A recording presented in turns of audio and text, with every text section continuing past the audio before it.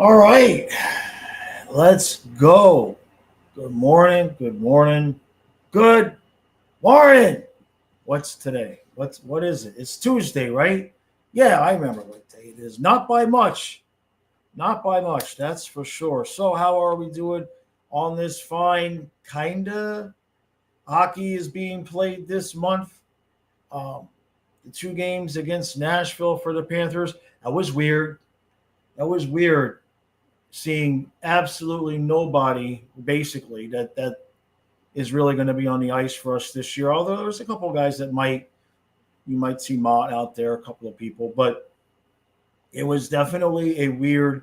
At least the rookie tournament, you're kind of watching guys to see how they look and development. And yeah, sure, there was some rookies out there on those two games, but when you're seeing guys, just it's just a pickup game, right? The two basically it was just like a couple of pickup games. There's no lines. There's nothing really put together in terms of strategy. So the results kind of went the way that you would expect them to go, especially since I guess Nashville was playing some of their, Marshall was out there. There's a couple of guys out there.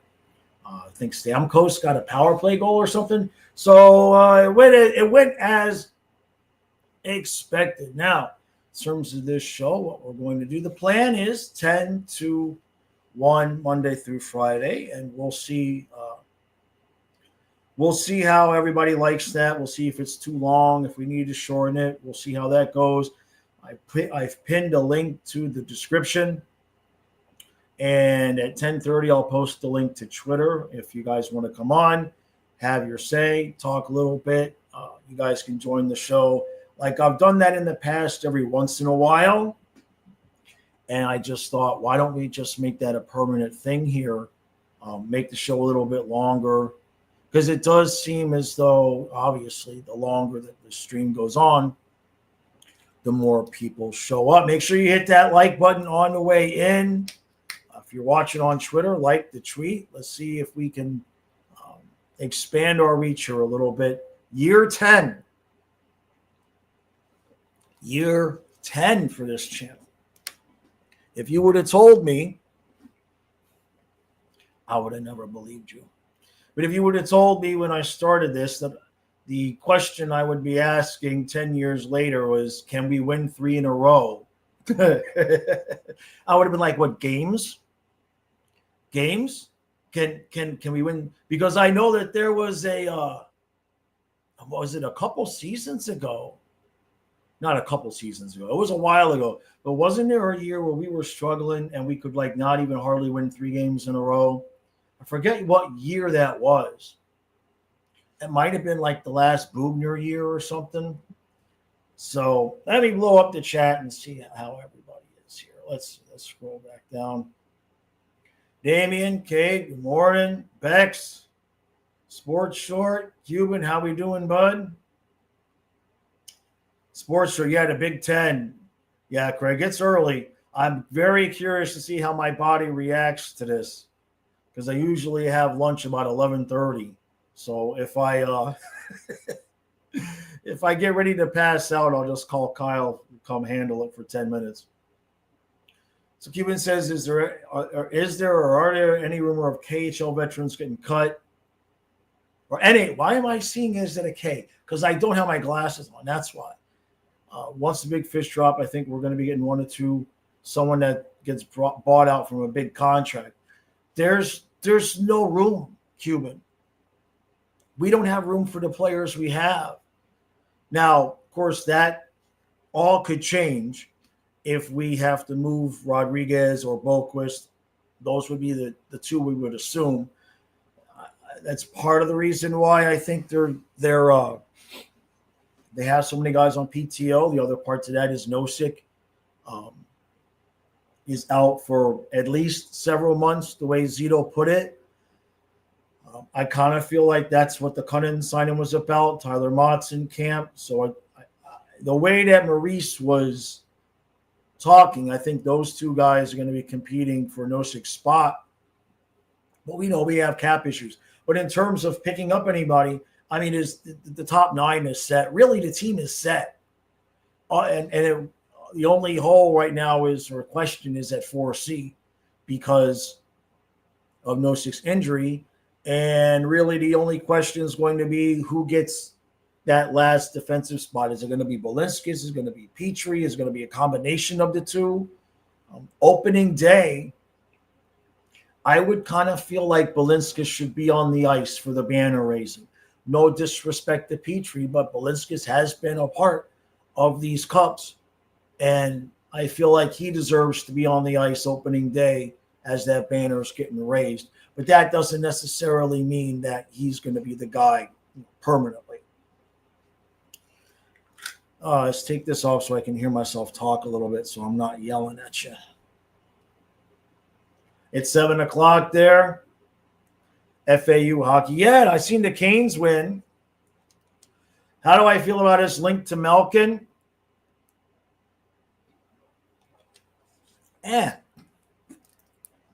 I don't see the purpose in it. I honestly don't see the purpose in it. When Tkachuk comes back, we have the same top 9 minus Rodriguez, if you're putting in Sam Miskevich, that just won the cup. I don't see, years ago when the Dolphins still had a little bit of respect, and Stephen Ross, back in the day when he was putzing around with Brady and we were trying to, buy wins. Every single NFL player that was even halfway decent, oh, we hear the Dolphins are in. Oh, we hear the Dolphins are interested to raise up the price, to gin up interest.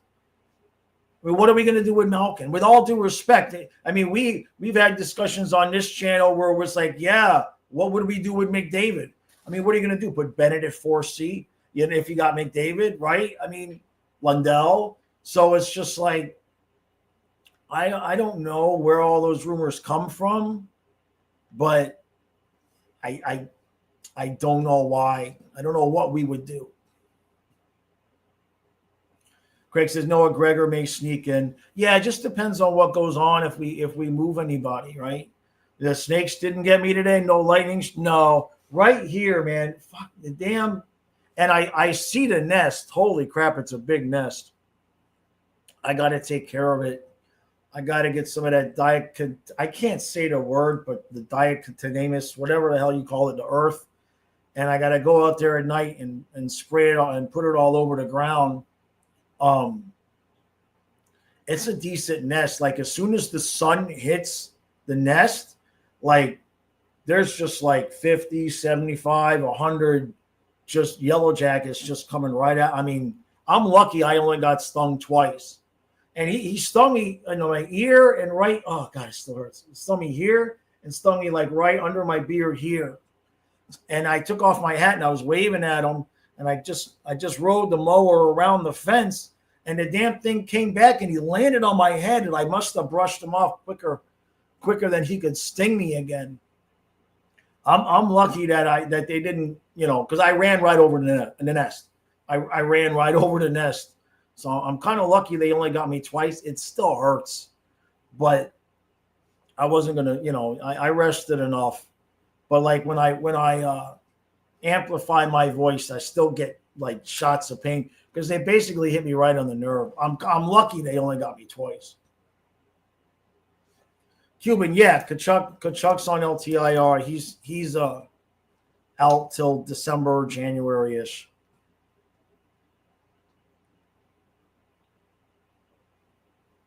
Hey, Jameson, 14 days. Wow, good point.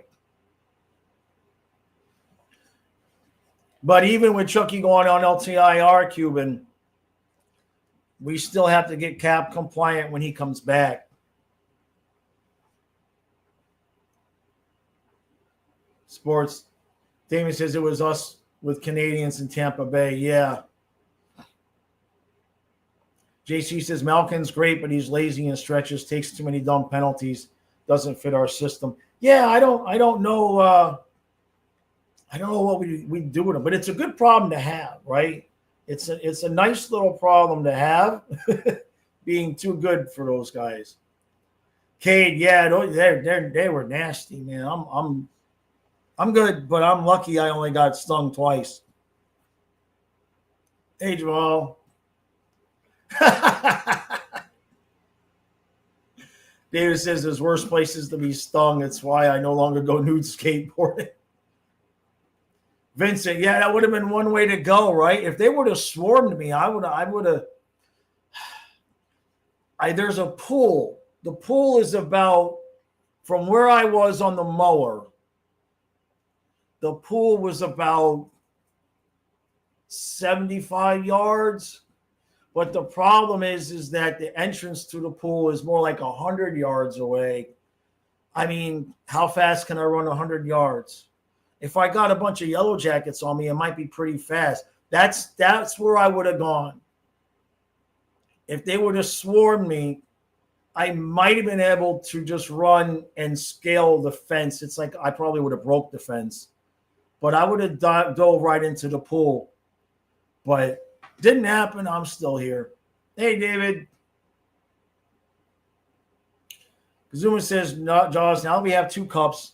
Do I still prefer not to win for the next 10 years, but have 100,000 subs, or win in the next 5 years and stay where I am? Oh. No, I can't sell out. Can't do it. I want to win.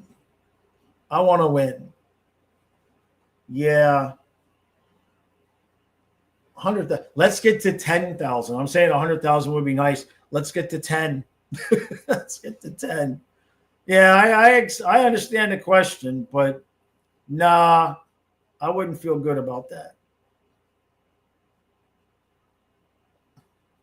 Vincent, yeah, there's a pool on the property. We don't use it very much.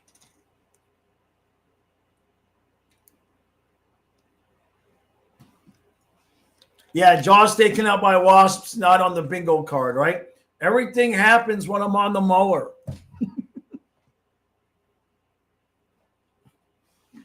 GC says, so before you run over some more hornets, can you please write me into the will as sole possessor of the Worrell stick, knowing you it'll happen again? Yeah. Sure thing, JC. Oh, man. I hadn't mowed that part of the area, and I hadn't mowed that side because it's off to the side. It's kind of out of the way. I hadn't mowed it in a couple of weeks. So I just got to get some stuff and put it on the ground. I hate killing things, but screw those guys. Hey, Hungry, how you doing, bud? They would stay about the pool. They'd stay around the pool waiting for me to get out. That's true, sports. Zuma says I have to get to 100,000 to be the next Steve Dangle. I'd rather be Tom Grossi. Everybody likes Tom Grossi. I don't want to be the next Dangle. Or hockey psychology. Everybody likes that dude, right? But we're good. We're good. I must have looked like an idiot, though. Well, that's hard. That's not hard to do. But I'm riding the mower from where I was all the way to the house, and I'm sitting there. I must have looked like some kind of idiot cowboy because I'm riding the mower with one hand with the wheel like this, and I got it floored, and I got my hat, and I'm just like waving my hat around. I wish I would have had that on camera. Hey, Bucks Rays.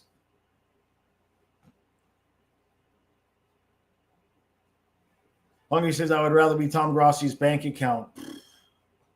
Ain't that the truth? Just give me what he makes in a month for my full year income. I think I'll be good. JC says they say Hornets have a good memory, so it's possible they wait for you to get out of the water. That would suck, man. That would suck.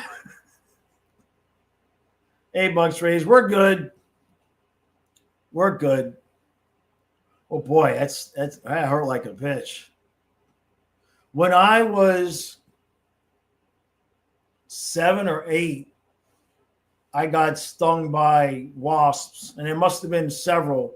And what it was we were playing football in the street, and the ball went in the yard. And there was this big cement post that the mailbox was on top of, and then there was a bush, and there was maybe a foot in between the bush and the cement post, and that's where the ball went. And all I remember is reaching in and sticking my head into the bush to get the ball, and I don't remember anything. And I remember waking up in my neighbor's house because I had got stung so much that I passed out, and they had like ice packs on me. I got like a half dozen wasp stings. I don't remember it. I remember sticking my head into the bush to get the ball, and then the next thing I woke up in the recliner in my neighbor's house. So they took care of me. So I was worried. Yes, I was worried I'd never really been stung other than one time on the foot since then. So I didn't know. I didn't remember if I was really, really allergic bad. I had a lot of antihistamine in me. I took a lot of antihistamine. I was okay. Kate says, don't be Dangle. There's only marketable plays. Boys are yelling about games and hating Bennett. Hey, JP. All right, David. Yeah, Bucks Rays. This is the new show from 10 to 1.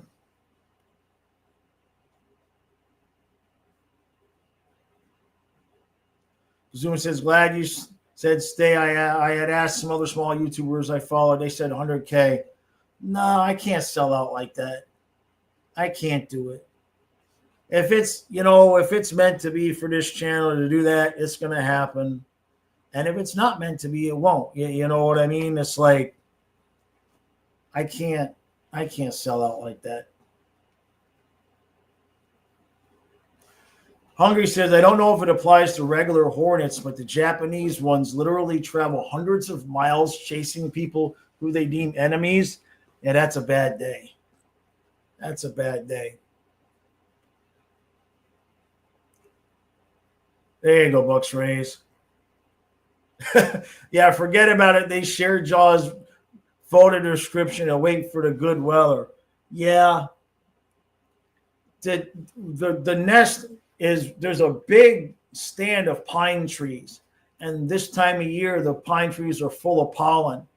And as soon as the sun hits, they're just all coming out of the nest and they're going into the pine trees. So I'm going to have to do something about it because unfortunately, it's a lot of them, little bastards. Lions and Ravens, yeah, that was crazy last night. Damian says, Jaws, according to The Athletic, if Crosby is truly chasing another ring before he retires, his best option is us. Well, everybody's best option is us right now, right? What are we going to do? Have a fourth line of Malkin, Crosby, and McDavid? Everybody just plays for $1? JC says, so what you're saying, they based the movie My Girl on you, but tweaked it because I just wouldn't die. Yeah, I remember that. I remember that movie. Yeah.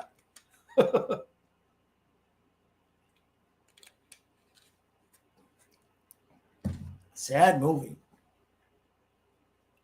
Hey, Deborah. You're happy that Mackey changed his number to 11? I got it. Where's that? I got to get that picture that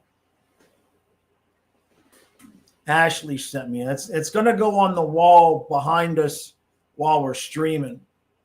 Greg says we need a flock of birds to eat the wasps. Well, what's interesting about it, Craig, is that there's two nests there. There is the yellow jacket nest, but right next to it is a nest of the like really nasty biting flies. And so they're always hovering around the whole thing. I don't know if they're like enemies of the yellow jackets, or I don't know what the deal is. But there's a nest of the biting flies, and they're always hovering around. That's not what got me. It was the yellow jackets because I saw the damn bastard. And So I thought maybe it was just the biting flies, and then as soon as the sun hits the ground, all the yellow jackets, they just start coming up out of the ground. Like, you bastards. So their nests are like right on top of one another. So I gotta take care of that. That part of the yard got a little bit eaten up by moles a few years ago. So, and it's right by the pine tree, so it doesn't really have a lot of grass to it. So, Ryan Reed, how you doing, buddy? Said I'd rather watch Monday Night Football live than seeing preseason Canes versus Panther. Yeah, no, we're gonna do the Dolphins Jets game. We can't even get the games anyway. The Panthers are broadcasting the preseason games on their app. But the app is only for people that live in the market area. And so even though the games are not on ESPN Plus or anything else, we're blacked out. So we're not getting any of the preseason games, as far as I know, that we're going to be able to actually watch. So whatever, NHL. Brian Hayes said Ovi's not a top 50 player. I mean, that's some rage bait if I ever saw it, right? Cade. Yeah, but they're not like the big horse flies. They're like, we get a lot of interesting insects out here because it's rural. It's mostly trees with an occasional house. So the insect population hasn't been decimated like South Florida and whatnot. And they're not that big. They're only maybe an inch long, maybe not even that. They almost look like pencil leads. Like they're real narrow. They're nasty though. Yeah, I saw that. Bucks Rays. He's talking about Hedman. So Hedman was on I guess he was on a podcast. And they asked him about the Panthers three-peat. Well, what do you think he's supposed to say? Like they're not making a big deal of it, but it's like George wrote an article about it. Hedman saying that, they're not going to win again, basically saying that if the Panthers and Lightning meet again in the playoffs, that the Lightning would make sure that the Panthers didn't win again. And of course he's going to say that. And the story would have been Victor Hedman says, yeah, there's no way we can beat the Panthers. They're definitely going to win again. Like that would have been the story, right? But like, of course he's going to say that. They would have killed him if he didn't. Yeah, Hungry. I know about the VPN and everything. I almost downloaded one for the other game. I don't want to pay for it. I'm not gonna lie. It would quite literally be the only reason I would need the VPN at this point.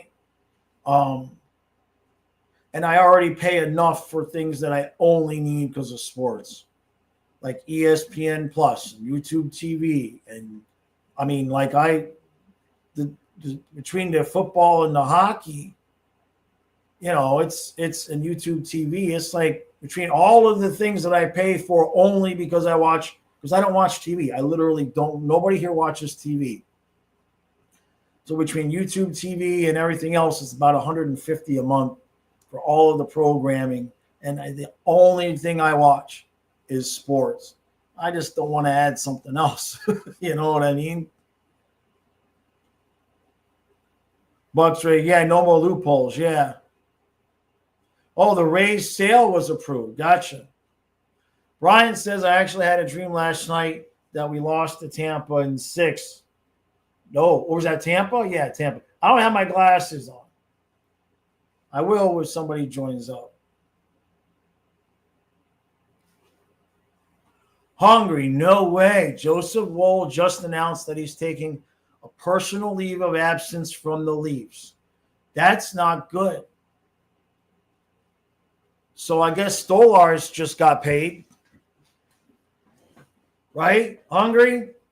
I guess they better hurry up and pay Stolarz. That sucks. I hope he's okay. So just get a fire stick. I don't know what I had to look at that.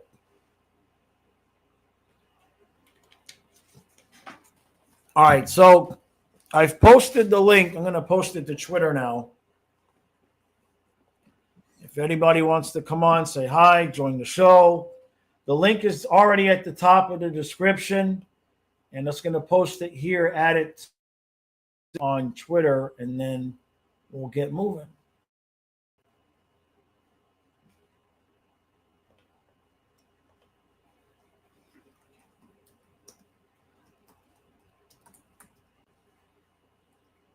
All right. Okay, we're good there. Come back over here. I'll have to look into that fire stick, guys. All right. Got my hat. Got this. Let's move this around. Why is that? There we go. Okay. All right. All right, Buck Skull Gang. I see you. Here we go. Hello, how are you today? Oh man, I got no complaints. How you doing, bud? Doing good? Man, hockey season, man. Where do you want to start for hockey, man? We can talk about pre. How do you feel about the preseason so far for the Panthers? The preseason. How do you feel about I mean, preseason? it's so weird the way that they're doing it. Not weird. It's different. They've changed how they're doing it. So I think we've got like 6 or 7 guys on PTOs, and the doubleheader from Nashville. Usually, you would see like a mixture of some of our regular guys with some of the young guys and everything like that.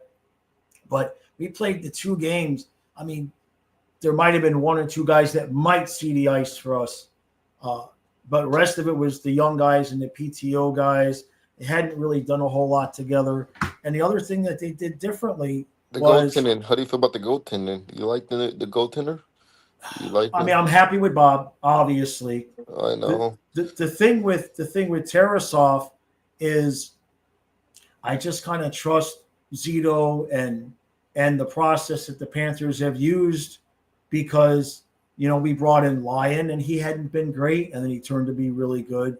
We brought in Drieger, he hadn't been great. Same thing with Stolars. So we kind of have this habit of bringing in these backup goaltenders that hadn't been great elsewhere, but they do the job for us. So I think, and Tarasov being kind of the same, has a lot in Tier, common with Bobrovsky. Go ahead.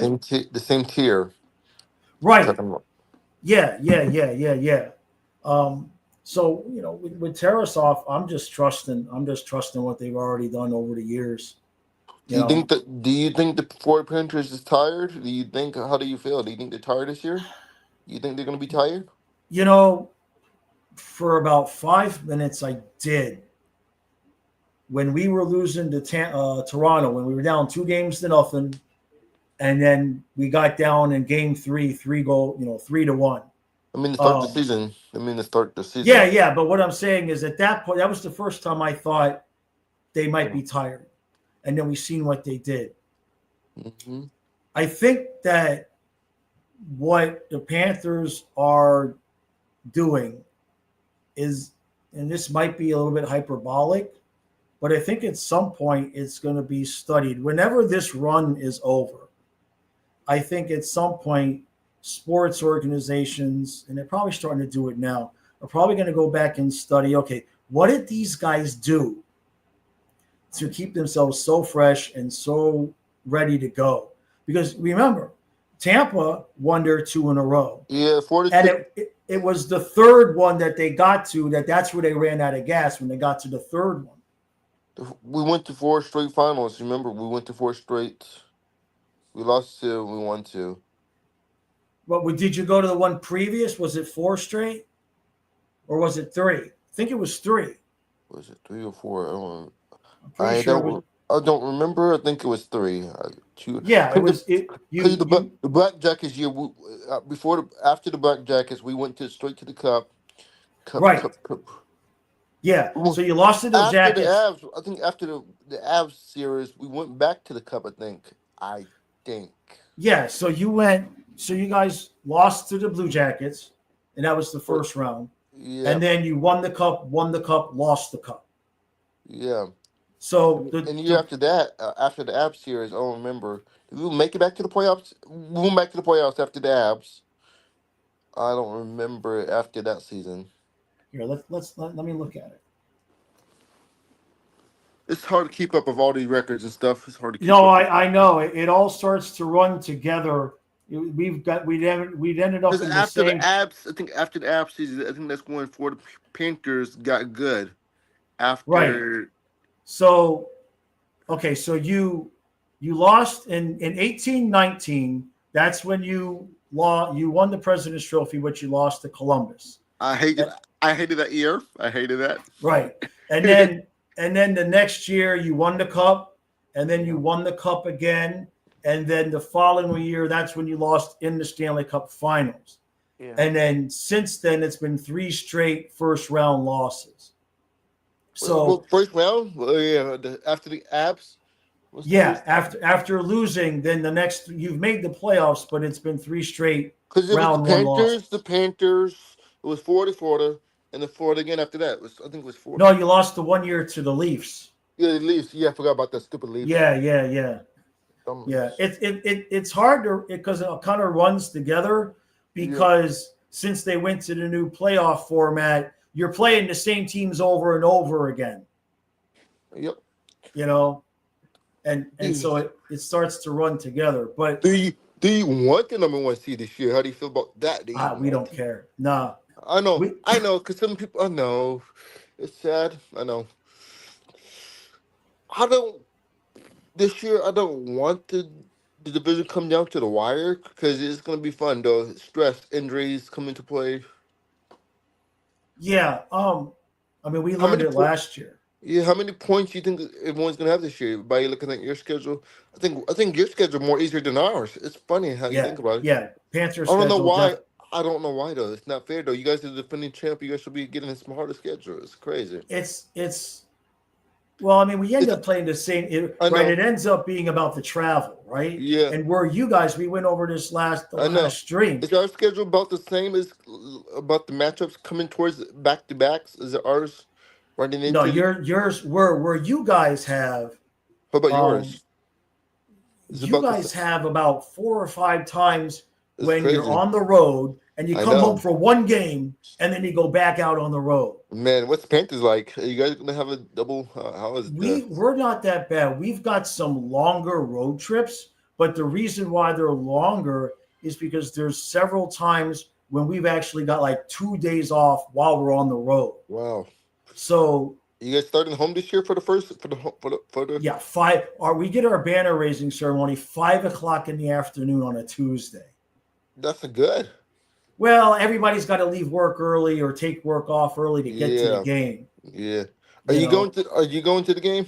no, I can't. I live in Maryland, so I I'm know. not able to. Imagine those tickets would be expensive. Tickets will be expensive. If we're able to get to anything this year, it's going to be we're going to try for the Winter Classic because I'm trying to put it together for later in the year because my parents' 50th anniversary is on Valentine's Awesome. Day.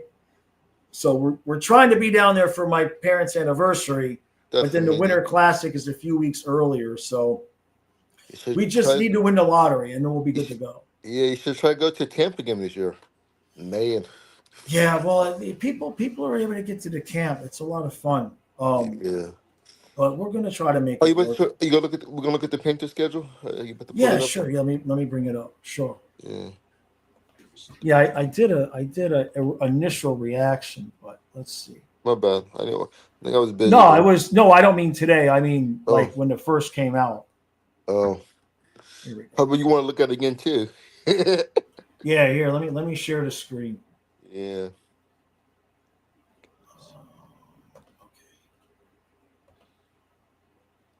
I know last year the schedule was brutal last year. This year is not as bad. So yeah, our first game we've got Chicago. Yeah. So W.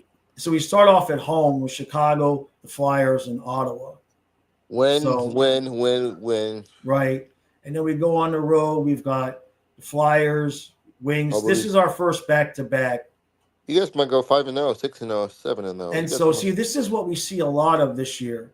When you see, okay, we got back-to-back Flyers and Devils, right? Mm-hmm. And then we've got the 18th, we're still on the road, right? Mm-hmm. But we get the 2 days off in between. A lot of times you do this road trip. The last game is on the 18th. You travel, and your next game is on the 20th.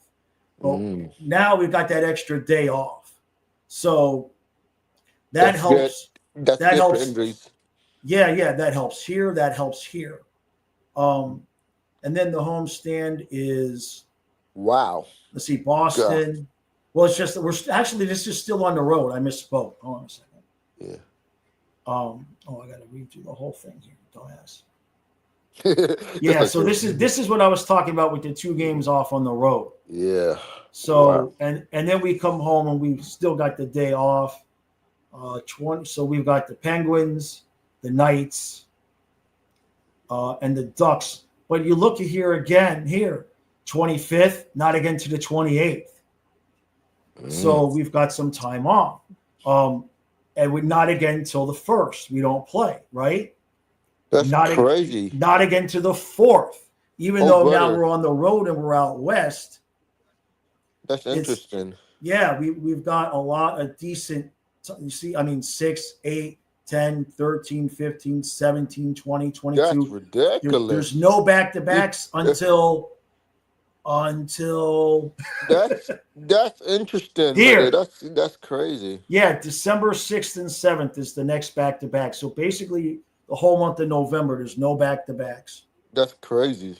Yeah, it's really do you like it? Do you like it like that though, or what? What do you think about it? Do you like it like I tell you, for me personally, because we're streaming the games, yeah, give me that all day long, because the 2 nights in a row gets a little bit long, It's fun though. It's fun though. Oh, it's fun. We love what we like that during the playoffs, but during the regular season, especially if it's like here, okay, late games.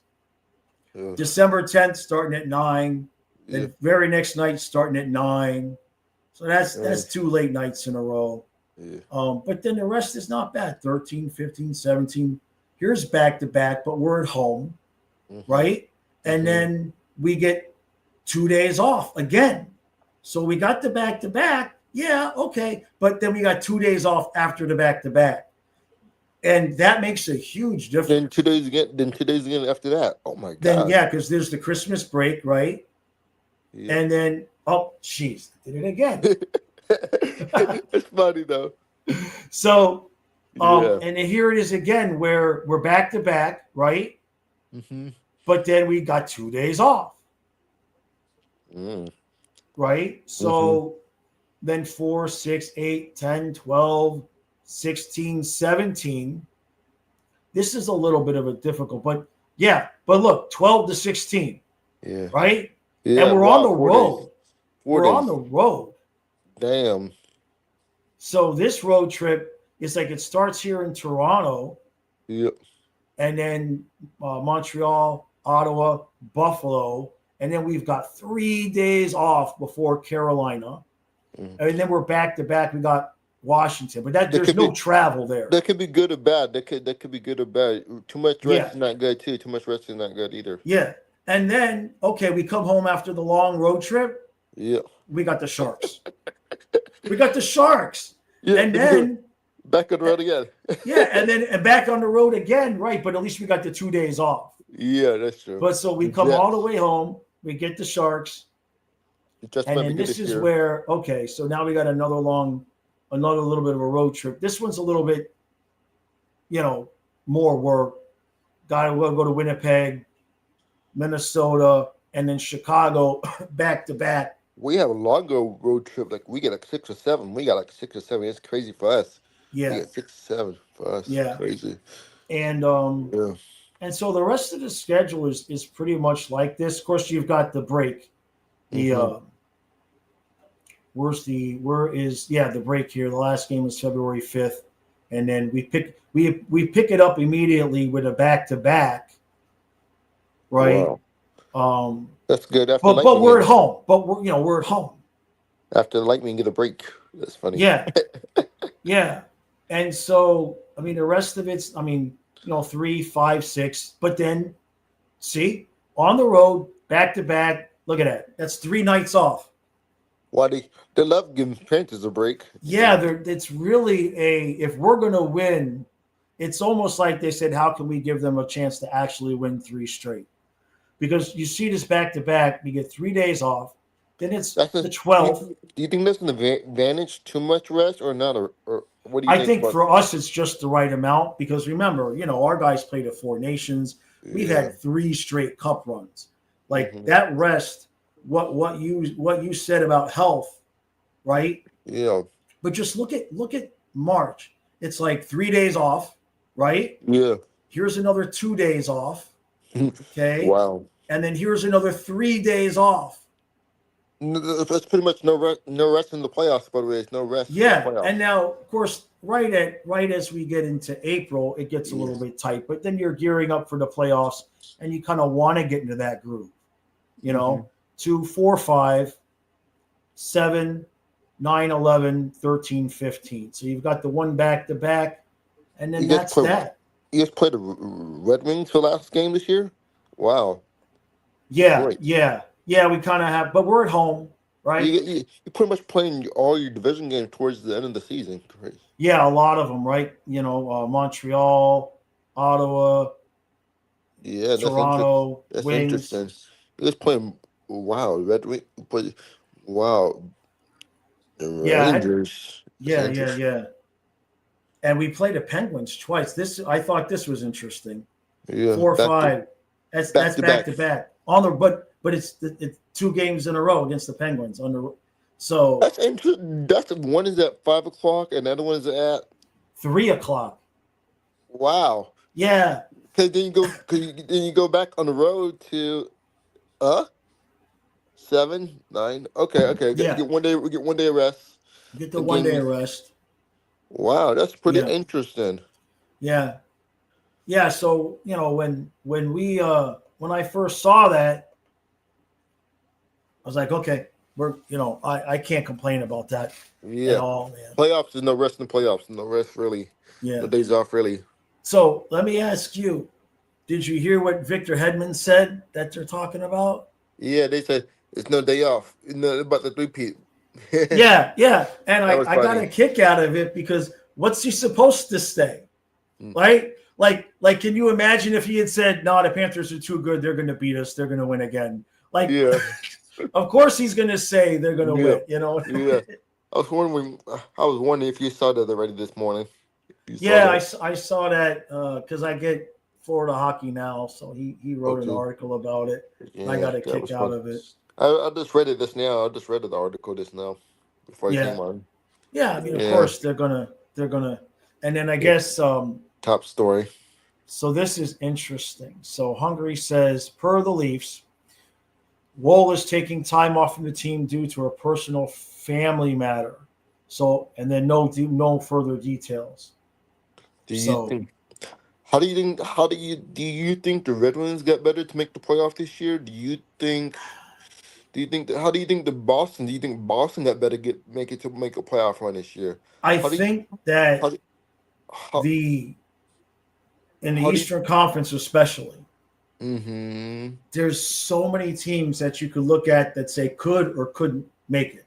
You've got Ottawa, Montreal, um, Boston. The Rangers have hopes that But they this, can make it back. The Wings are yeah, hoping that they've improved enough. Now yeah, that's 5 teams I just named yeah, off the top. yeah. But we know the three of the best. We would know the three of the best teams in our conference right now. It's the Panthers, the Lightning, and the Leafs. Three best teams in our conference. Yeah, yeah. So when you look at the division, that's what I'm saying. Is like Panthers in whatever order, Panthers, Lightning, Leafs is most likely going to be the top 3. Yeah, most And likely. so when you look at It the dep wild cards, yeah, there's it only depends. 2 spots left. Yeah, it depends on the injuries. It all depends on the Right, injuries. injuries, Yep. injuries, health, and what they do at the trade deadline and everything. Yeah. So, yep. What can we do this year? We'll have both. None of our teams have no first round picks to give. We don't. Right.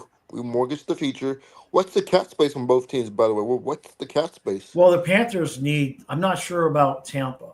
I'm about to The look right Pan, now. I'm gonna take a look real quick. yeah, the Panthers need. We're going to have to make some moves because of when Kachuk comes back. We're going to be over the cap. Yep, you can't use no. Yep, no more money for you guys for the MRI this year. Yeah. We have to do. They have to win for some people. They started it first, then Tampa started that rule. Right. Then the Panthers. Then they'll make it. Wow, we only got 405,000 cap space. Damn. And dead money, we got 1.85. Damn. Deadline money. Okay, Yeah. that's money we can use. Okay, deadline money, 1.8 million. That's not much. No, that's the money you just want to save in case somebody gets hurt or something like Um, that. You know. let's see So what players could be on the trading block this year. Let me go check this roster. Who's on the coming up on contracts? Ooh, Paul Nick could be coming up this year. We Nick could get rid. Paul, yeah. Yeah, Nick Paul. We can trade him. If we want to make a blockbuster trade, we have to. I don't know who could we get rid of though. This team's pretty old. Oldest player we have is 32, Kucherov, 29, Brandon Point, 30, Jake, 27, Brandon. Wow. Damn. Yeah. 30, 30, 30, 33. Yanni Gore, 33. Honestly, I Damn. kind of feel This like team is old, pretty much. Tampa could Wow. still be getting close to getting to the cup, Wow. but Ryan they can't McDonough. get past the Yeah. Panthers Yeah. and Leafs. Ryan McDonough is 36. Wow. Victor Henry's Yeah. 34. Damn, it's about to be rebuilding. I came up. A general manager doesn't care about draft picks. No, when you win in cups, you're just trying to Yep, win. 31. Tampa's almost at Yes. that point, but you still have Vasilevsky, and Yeah, that's the he's thing. 31. He's 31. He's making 9.5 this year, and Yeah. he's still on the Bucks until 2028 Right. season. So as long as And you guys have Vasilevsky, you guys and got a Jonathan shot. Jones has got 1 point. We got $10.75 million in total goaltender in goalie in goaltender. Right. 10.5. Yeah. Yeah. Almost 11. Yeah. Yeah. All right, brother. I gotta let you You're run. I welcome. got other people in line. All Okay, my right. bad. So have a good Oh day. no, that's okay. That's okay. It's a work in progress. Yeah, But I you're welcome, appreciate buddy. you hanging out. And You're welcome. yep, Have a come good on day. anytime. Have a good day. You too. All right, bud. Take care. All right. All right, Jameson, you ready? Hey, buddy, how we doing? Hey, dude, doing okay this morning. It's 7 a.m. I got my coffee. There you go. I was out a little bit late last night with some friends, so but I'm like, it's 7 a.m. I got to get up. I gotta see the new live stream. So I wanted to come on for a little bit, maybe I appreciate that, man. chat some Canucks, Panthers, maybe a bit of football if we get there, but we'll see. Yeah, whatever you got. Yeah, we had a long night here too last night. Donna had to call. She was an hour late for work. I'm not saying she had a headache, but let's just say she had a headache. Well, that makes two of us, I guess. But yeah, it's. I mean, I'm glad you're still with us. I just heard about the B story there, or the Dude, Yellow Jackets. Yeah. If it's not one thing, it's another. I understand the appearance of chaos in my life on the outside. I'm just mowing the grass. You know what I mean? Like, I'm just out there. I'm in my own little world, just doing my thing. And I'm just and all of a sudden, like, bam, bam. And like, you son of a bitch. And then I waved my hat at him, and he came back. I was already speeding around the fence to get the hell away. I was already a good 30 yards away from the nest. And that son of a bitch came back. He landed on my head, but I guess I swatted him off before he got me again. But like, got me like, I don't know if it was right on the nerve or the vein, but like immediately I was getting like shooting pains, like all down my jaw. Like, it was wild, man. Well, but I'm lucky. I'm hey, I only got stung a couple of times. It's a big nest. I got to take care of it, but it's all good now, Yeah, I mean, hopefully. I mean, you still got some work to do to get rid of those guys, but Yeah, I'm gonna have to go out there at night and spread some stuff on the ground and then run. yeah. Oh So man. so let me ask you. Yeah. First of all, for everybody that doesn't know, this is Jameson.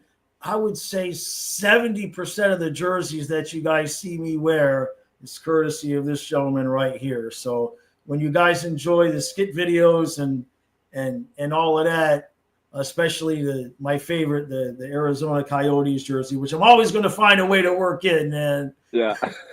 yeah, that's all courtesy of Jameson. So Yeah. before we get to Vancouver, did you see the little thing about Jonathan Huberdeau that happened? No, I didn't. Tell me. So apparently, if remember with the Panthers when we were losing in the playoff, and he's like, so what, right?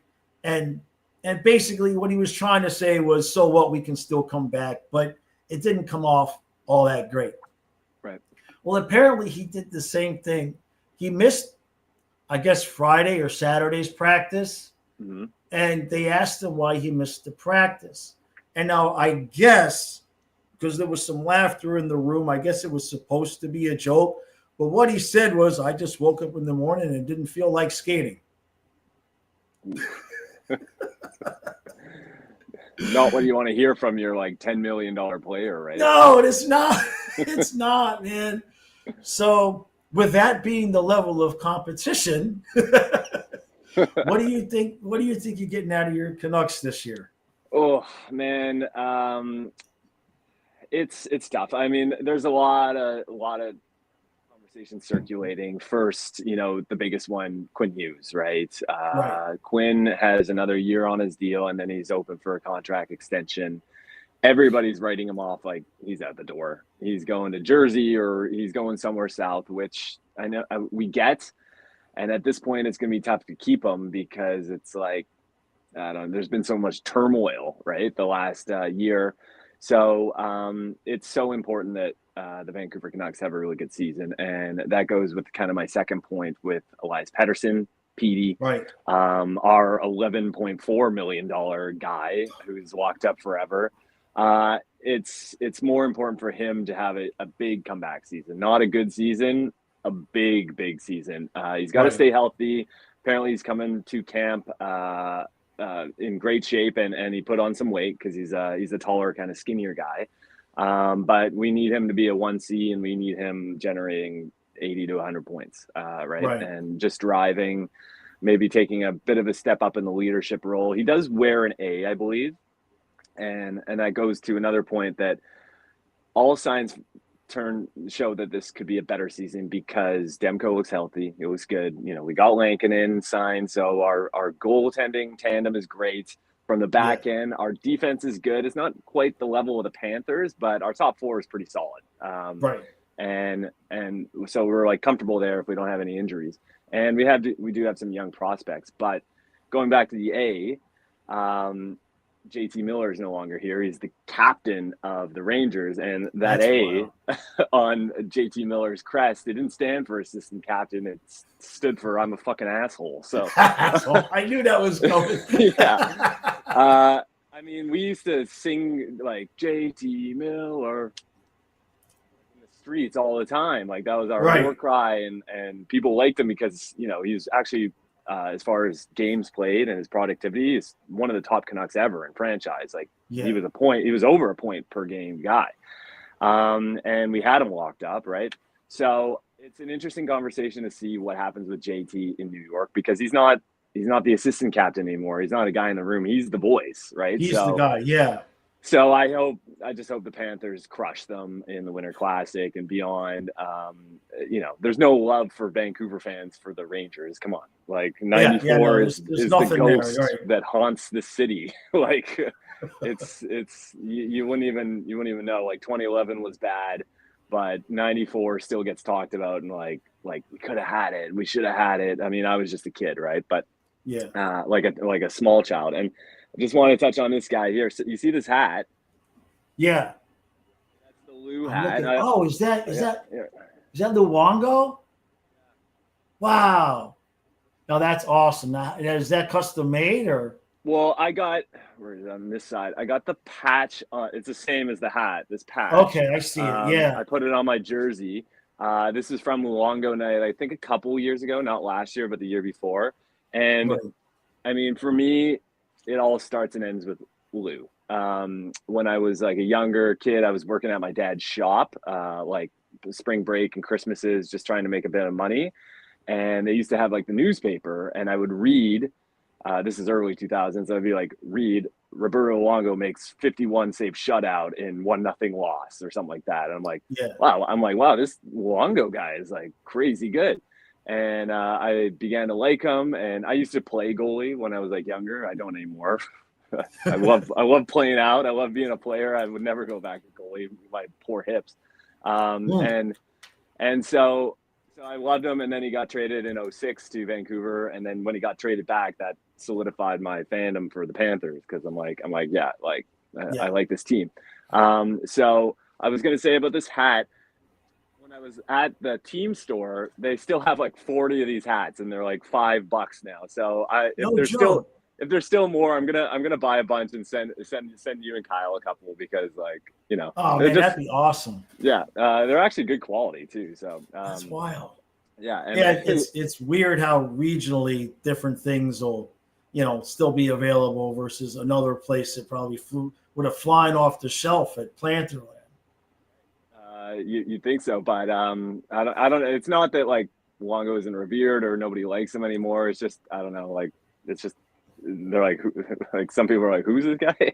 Right. Or like what does this mean? Where there's a story there, but it's from an old playoff game, I think in 2008, 2009. But yeah, I mean the season looks pretty great. I don't know about you. I know the chat was like upset. I was furious about the change in the LTIR rules just to drop it on us like that. It felt like a kick in the teeth. It was definitely a gut punch where it was like they're almost out to get us at that point because like it's like what the heck.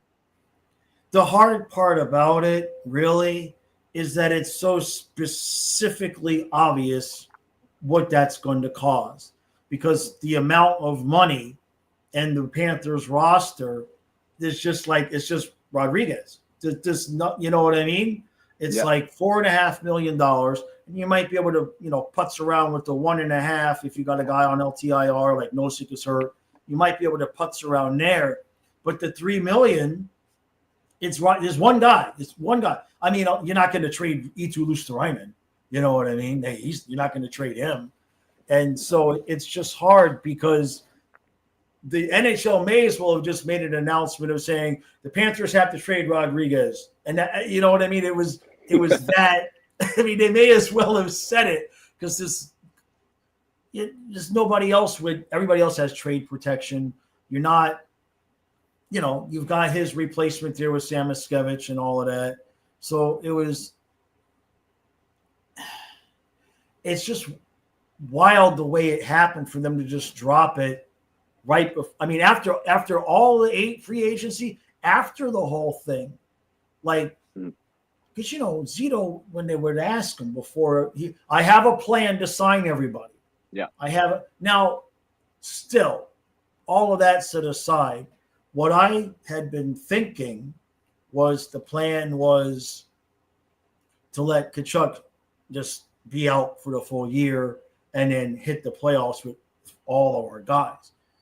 Now, whether or not that was ever going to be in play, it doesn't matter now. He's supposed to be back, December, January, and we were always going to have to get cap compliant then.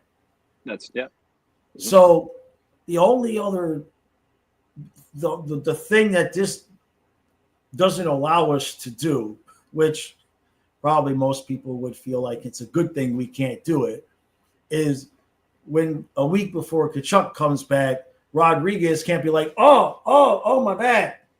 And him get stashed on LTIR until the playoffs. You know what I mean? It won't matter. We got to be cap compliant.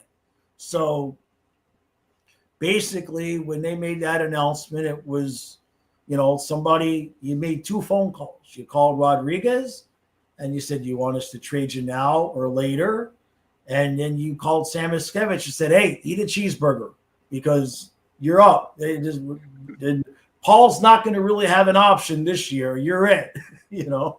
Yeah, and I love that he took 11. I mean, you know, it's just hopefully pass from one great Panther player to another. We're number 11, so I mean, it's just one of those numbers. There's no way it should be retired, but like a Ring of Honor, maybe if you guys have that. I don't think you do, but you know, it's time. It's way past. You know, the numbers there and available to you. So. Right. And it made me think, and I think you brought it up too, where it's like the Kunin signing and some of these PTOs. It's like, was Zito doing this to like before, or did he find out and he had to sign some people just to get under the cap, right? Well, yeah. So for real quick here, Hungry, I see you. We'll be with you in just a couple of minutes, brother. Yeah. The Cunnin signing, I've been calling him Kunin, but I guess it's Cunnin.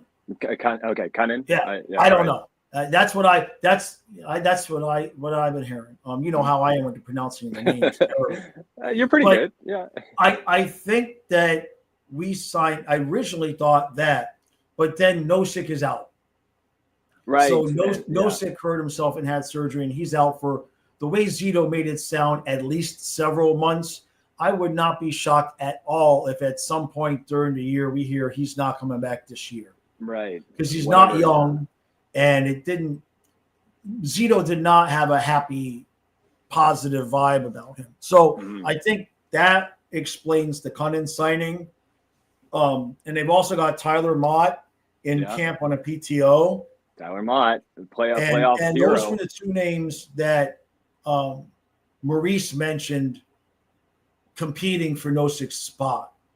So it depending on what happens, there's maybe a little bit of cap relief there that might happen. But as long as Tkachuk is out, we're okay. Yeah, for the time being, we got a little bit of wiggle room there, right? Right. But not much. You know, like the runway is going to end pretty soon, like 3 months. It's funny how Tkachuk's timeline went from like February to like December after the rule changes. Yeah, right. Like, okay, like we need you back now. Like you got to come back.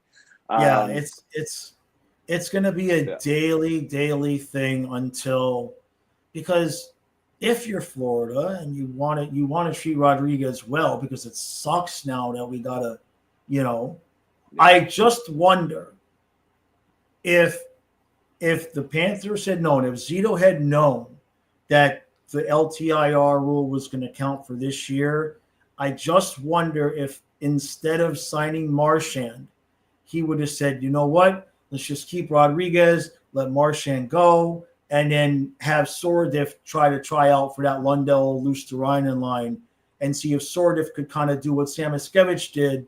And then if you needed to fill in a guy at the trade deadline like we always do, I just wonder if he would have still given Marchand that deal for this, if he knew that it was going to guarantee now you got to get rid of Rodriguez. Yeah. I totally think the same. It would have changed his offseason outlook a little bit. And I mean, it's great that we got all three, especially number 5. Oh yeah. But it puts us in a tight spot for a couple of years here, but we'll see what happens. Right. Obviously this team has a larger goal. And so, we'll just see. I'll let somebody else come on because I'm taking a bit more time, but I just got to ask, I'm like, what's going on with those Dolphins, man? Why do I start liking the Dolphins because of you guys? And they stink. Like a couple of years ago, I think you have to blame my grandmother. Oh, why? Because this is as long, I'll make it short. My dad has 2 brothers. The youngest brother had cerebral palsy. They were born in Brooklyn. And my grandmother won some money in like a lottery type of thing. And in order to get better care for her son with cerebral palsy, left my grandfather, took the kids with the money and went to Florida I left my grandfather a note and said, we're moving to Florida now. And so my grandfather saw and then ended up in Miami, and that's why we're Dolphin fans. We would have been Jets fans or whatever, but that's why we're Dolphin fans. Oh no! So that's my dad always says. He says, blame grandma. Blame grandma. I want to finish with one question with the Dolphins, and then I'll take off. Do you think that wild card playoff loss in KC broke this group? Yes or no? Yeah, I mean the way that whole thing went down, where we had the top seed and then the division, and we just blew it. I mean, yeah.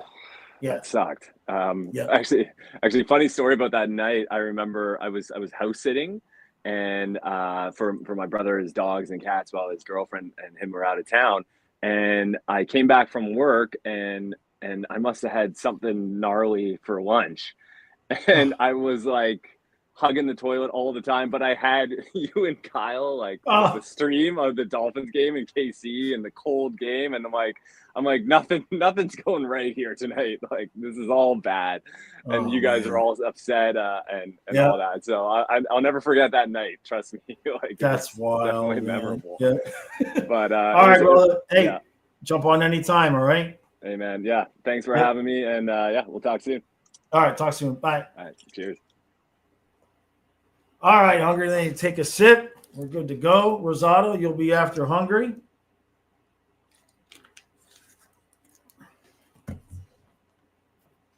All right. What's up, brother? How's it going? Doing great. You? Oh, other than the wasps trying to kill me. What is it with you and animals? On that note, I should let everybody aware that if I do disappear, it might not be the Yellow Jackets, but apparently, because we had that yard sale, right? Well, I got a garage door, and when we were messing with the garage door, right at the corner of the garage door, it looks as though carpenter bees have decided to build a little bit of a nest in the wall. And more than twice now, I've gone into the recap room because the ceiling is exposed so I can get to the pipes. And more than twice, there's been a couple of carpenter bees in there. So it might be great. It might make for a great video. I'm in the middle of doing the recap, and I just get swarmed, and that's the end. Hey, it would blow up. The channel. Kyle could take it over. He'd be financially taken care of, and I'm good to go. Wherever we go, that's where I'll be. Nature's trying to kill you. They're trying to kill me.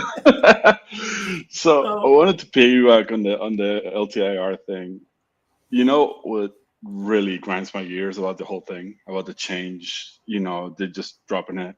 Right. It's because of Edmonton. Mm-hmm. It's because of what they did with Evander Kane. Yeah. So they lost. They lost the Stanley Cup, and in the end, they screwed us. So fuck them. Yeah.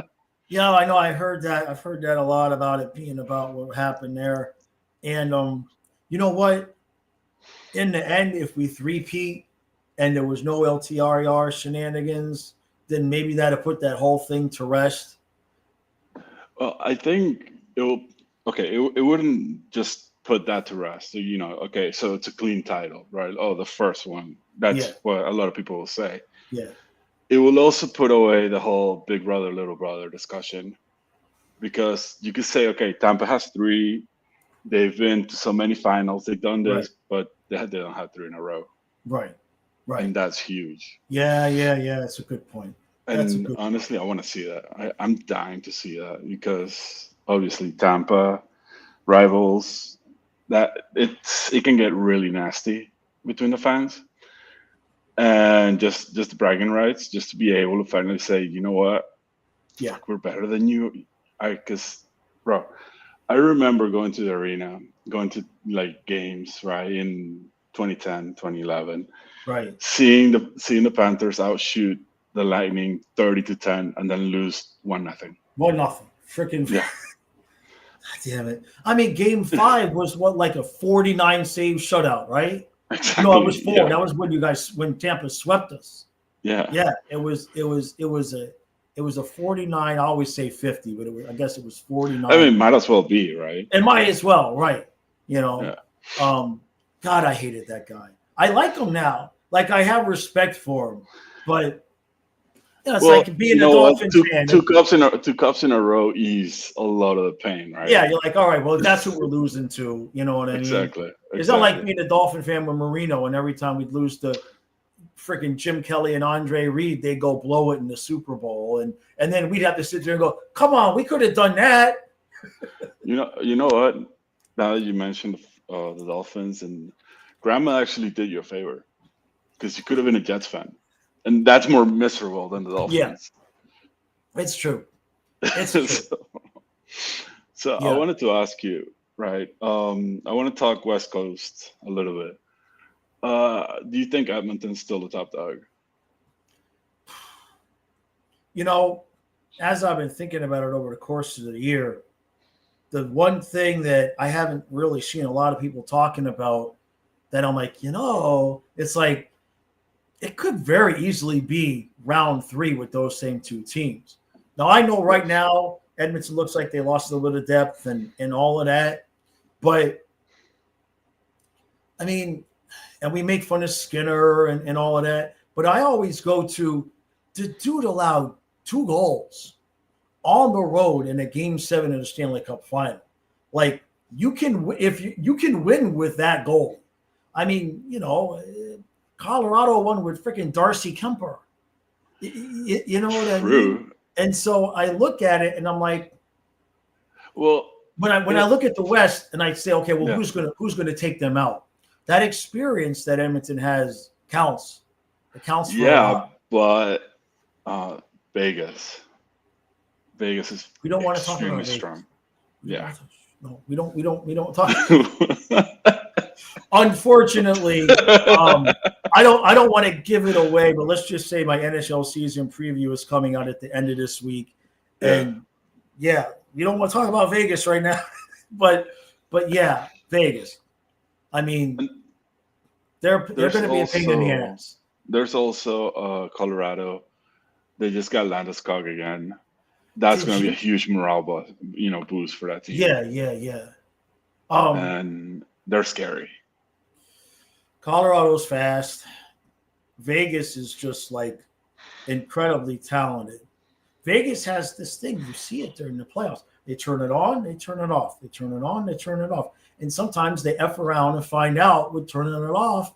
And that's but when they turn it on, you watch them, even as a Panther fan, you watch them and you're like, can we play somebody else, please? Because exactly. I'm not, I mean, when they turn it on and they're really rolling, they got a lot of talent on that team. So yeah, Vegas, Colorado.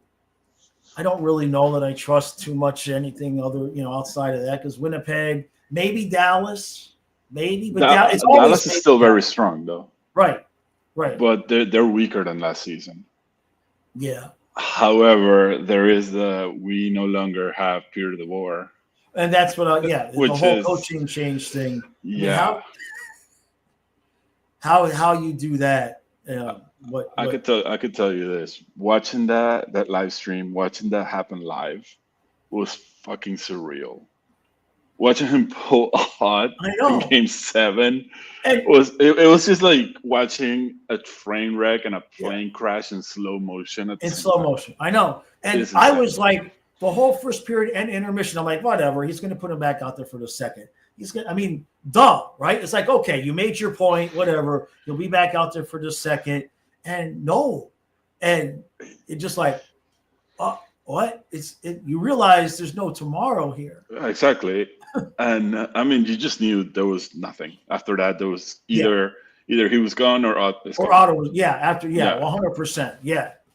And luckily for them, Ott's still there. Ott's an excellent goalie. Yeah. I don't even know where DeBoer is or if he's anywhere. I don't think he's anywhere, actually. I think we would have remembered it, but he probably got himself a year off. Oh my God! I just got this awful image of Biss and DeVore and doing NHL panels. I don't want that. That Yeah, would be the awful. last thing is he got fired, so he's probably taking a year off. Yeah. You know, Now, can you imagine a TNT panel with Biss, DeVore, and Torts? That would be great. That would be great TV. yeah. I think he'll take his year off. I mean, he's been around the block. Like at some point, he'll end up having coached for almost every NHL team. You know what I mean? Well, I mean, yeah. Look at Tortorella, right? I mean, he's been around He's been twice around. over. He's been around. Yeah. But I just have to think that at some point the league, right, like other teams, just would look at him and be like, okay, now enough is enough. You can't. Enough win. is enough. Yeah. Yeah. Then I mean, chances are he ends up in like Sweden or in the KHL, Gallant. which would be interesting. Gallant. Yeah, Gallant's in the KHL right the now. Shanghai Dragons. Yeah. But in the KHL, it's wild. Yeah. And they made a whole big production of, they did a whole big video about them, and they're proud of that. And I mean, honestly, it's actually interesting if you look into it. The only reason that team exists is because China wants to actually develop a national hockey team that will actually compete in Asia. Yeah. So they were like, okay, we actually have a local league, but it's so bad that we can develop players. Right. And we have Russia here. We're allied with them, and they were just like, okay, how much to put a team in the KHL? Put a team in the KHL. Yeah. Yeah. And that they've been awful. Like they averaged like negative 80 goal differential a season. They're terrible. Jeez. But they've actually gotten very slowly better. But I mean, they're still awful. Yeah. And it's an interesting concept. I think more country, like if a country truly wants to develop into the game, they should try doing stuff like that because it's the only way that you can actually build, on a national team. Yeah. And well, other than that, and a slight shift. Did you see what David Booth has been doing? No, I think I saw something, but what did I miss? Dude went to play in Australia, and he's averaging 7 points a game. What? Yeah. Did you say 7? Yeah, 7 points a game.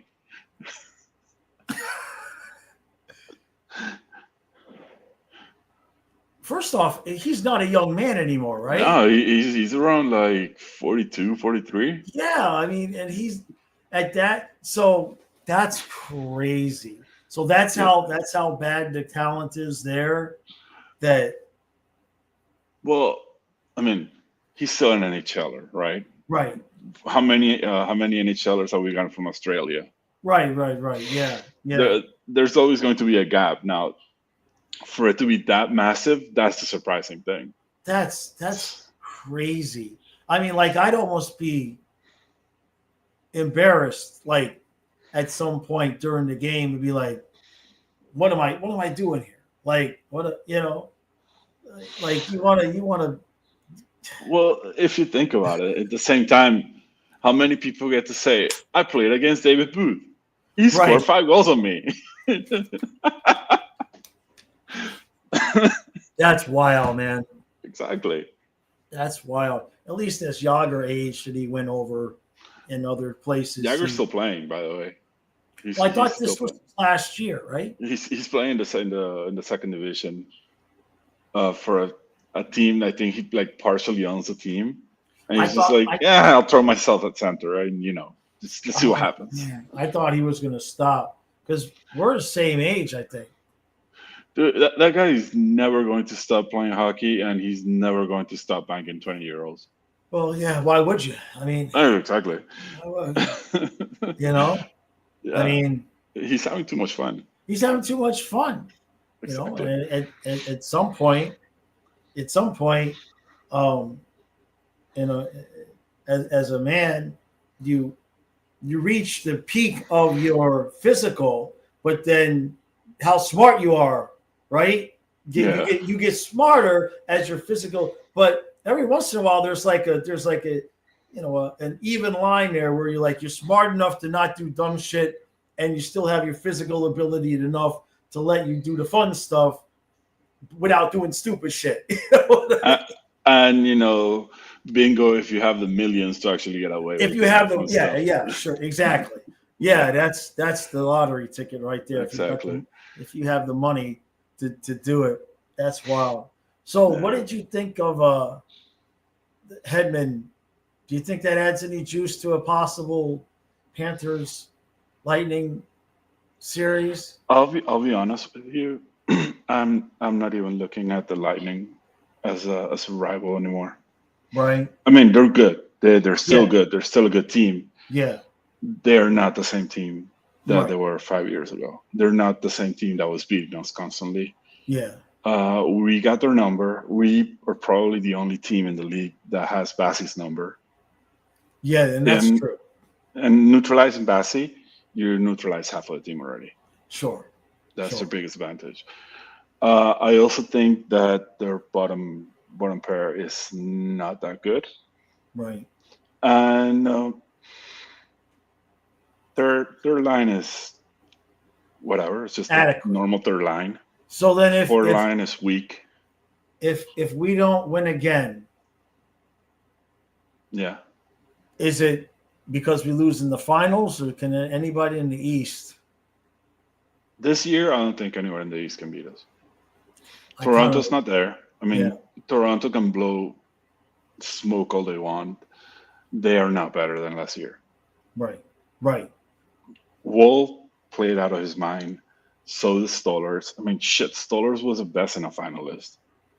Like, who saw that coming? Right. Yeah, whatever. That's yeah. not going to happen again, by the way. I mean, if you look at all the goalies that we've traded away, by the second year, they're already start regressing. You're not wrong there. They all have kind of, even Devon Levi. Yeah, all of them. even Levi, where they inserted him into the lineup and they thought he was going to be on this upward arc, and it's just not worked out. I mean, that's a really good point. With Levi, it's gotten so bad that there's other commentators that are already saying, well, there's this guy in the AHL that they can replace him with. Right. And when the trade happened, that was the guy of the future. That was the guy. And nothing. Montembeault's very good, but he's not a championship caliber goalie. Not right now. No, at least. he I kind of still feel like Montreal is going to need to address that at some point when they will get to a point, where and now it's no longer an option either. Right. Yeah. So. Yeah. So we'll see how Tarasov does. I have confidence in. Every time we bring in a guy. No, did you see his mask?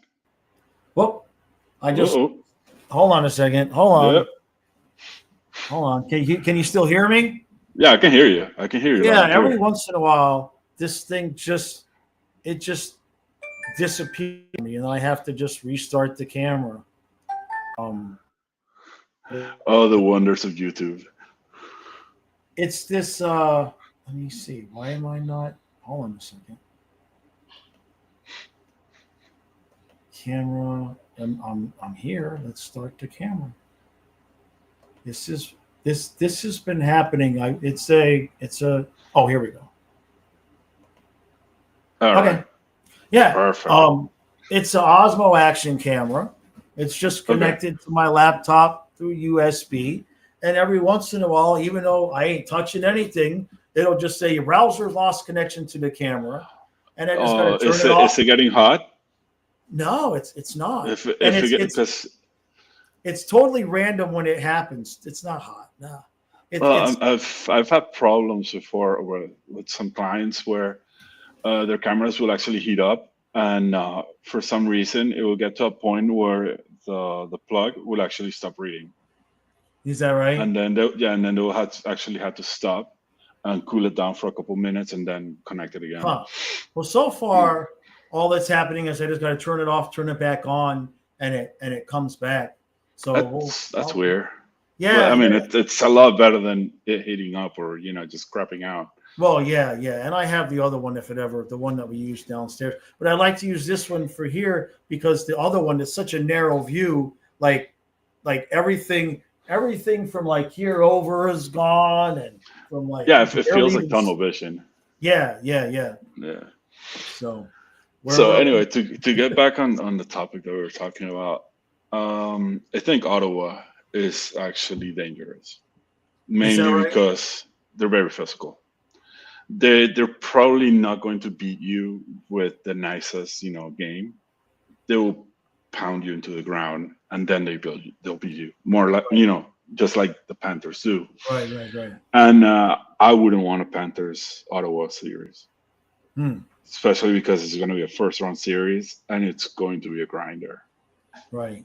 And not everybody's going to survive that series. Yeah, that's one thought. I think the best route to avoid Ottawa is to have them not make the playoffs. Who's their backup goalie? That's a good question. I have no idea who their backup goalie is. Let's see, because we know it's Omar. Papidia. I mean, we can guess that Olmark's going to play the bulk of the games. Let's see. Let's see, where are you?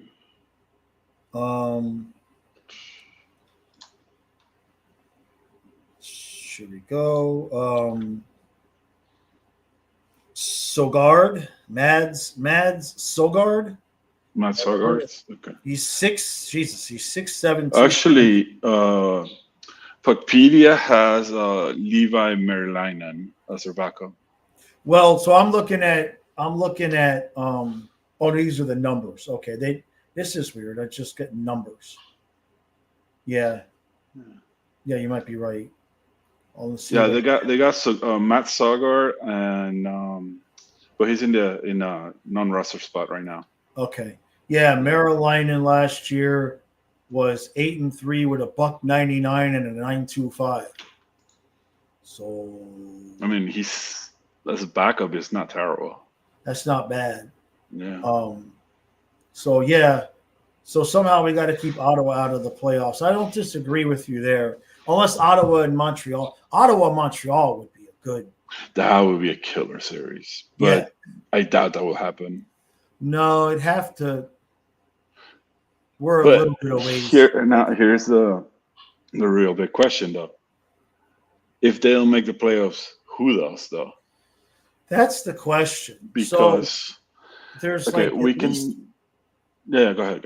No, I'm just saying there's at least 5 teams: Montreal, Ottawa, Detroit, and even if you wanted to include New York, I see some Bruins fans still hopeful. It's hard with these teams with that still have goalies. You know what I mean? That's where I find it hard to completely kick these teams out because it's just like they still have good goalies. And a good goalie can carry a bad team depending on, how things go. But there's more, and the wings, obviously. So, I mean, and then over in the Metro, I mean, you pretty much have Canes and Devils and Caps as your top 3, kind of just like Florida, Tampa, Toronto, in whatever order. Go ahead. Okay, question there. Yeah. Do you think the Caps actually stay at the level that they were last season? No. But I don't think they missed the playoffs. Well, I think it's going to be hard for them to miss the playoffs just because the gap between 3 and 4 in the division is so big. Yeah, who else is going to get into that spot? I mean, Philadelphia's not going to get there. The Rangers, maybe. That's maybe the only one that's maybe. Yeah. Yeah. I mean, Islanders are in a free fall right now. Yeah. So some people might like the Jackets, but I mean, you know what it is with the Jackets, and I mean, nothing against them. I actually like them as a team, and I want them to do well. I just think last year they had the inspiration, right? They had the narrative going, they had the sympathy, and everybody just wanted them. Everybody was cheering for them. Yeah, that's gone. Yeah, Johnny, rest in peace. But you're no longer with us. You no longer matter for the league. Yeah, I get what you're saying. You know, like he's forever going to be in everybody's heart, but it's that motivation's not there, Right. and the replacements are not all that great. I mean, it's hard to replace, Johnny Goodrow. Sure. Obviously, Sure. it's Sure. going to be very difficult, and it's just collectively. It's kind of like the Marner thing, right? Like we could say, oh, collectively, yeah, we recouped 100 something points, right? But did you? Because there's no guarantee that any other players are gonna actually add up to him, and even if you're collectively adding up to actually the player totals, it's not good. Like anybody that has played fantasy football or any fantasy sports can tell you, I'm not going to replace my top wide receiver with five guys because Right. they can add up to that, but I'm getting that production from one guy, and then Yeah. I'm getting more production on top of that. Yeah, you can't work it that way in hockey, and it's not always about the point production.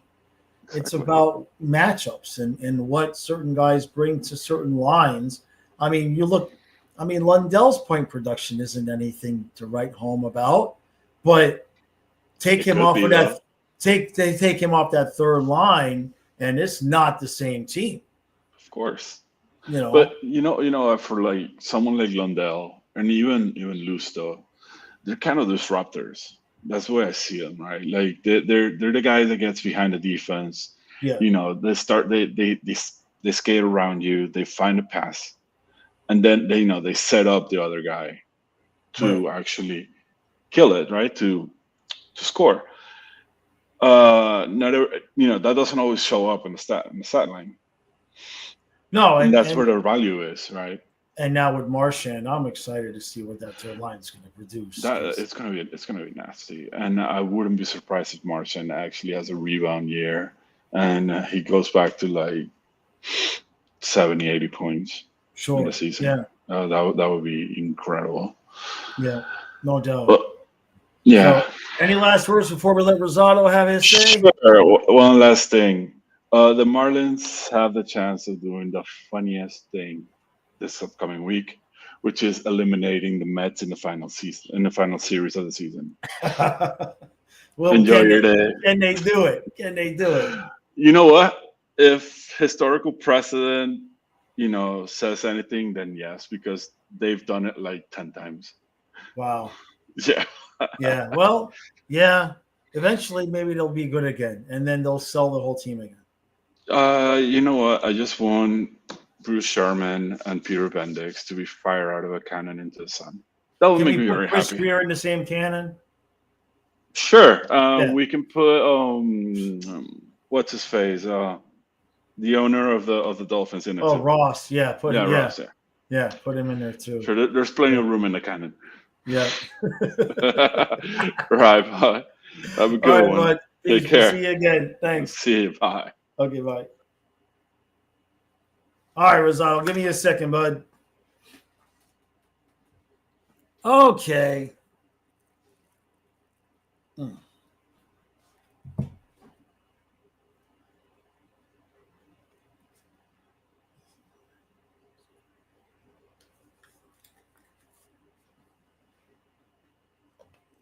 Hey, buddy. Hello, hello, hello.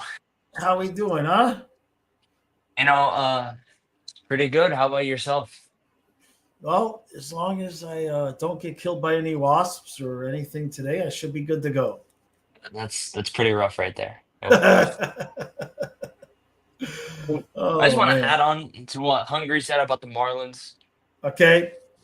Like, we legitimately have a chance to make the playoffs because we play the Mets the last series and we're only 4 games behind them. So they've got to lose and we got to win. So And- so the Marlins actually have a chance to make the playoffs still? They're not mathematically eliminated? No, we're 4 games behind the Mets. Like, And it's if in a they- 4-game series? It's a 3-game series, but we still have a series that starts tonight against the Phillies, which is 3 games. Gotcha. So So- basically they need to win out. And Yep. and then the Mets need to at least lose one of their other games that they have other than to the Marlins. Yeah. Or one or two, because if they tie, if the Marlins sweep them in the series, does that mean in a tie, the Marlins will get the spot? I think we got the tiebreaker, so yes. Right. Yes. Okay. So, Okay. Well, so that's excited about that and also very nervous. are they? Because last I heard, I thought they were kind of dipping again. How far close to 500 are they? We're 76 and 80, so 4 games out of Okay. 500. Jeez, the bar for making the playoffs might not even be 500. No, it hasn't been like that for years, I think. Is that right? Yeah, I haven't Yeah. watched baseball in so long.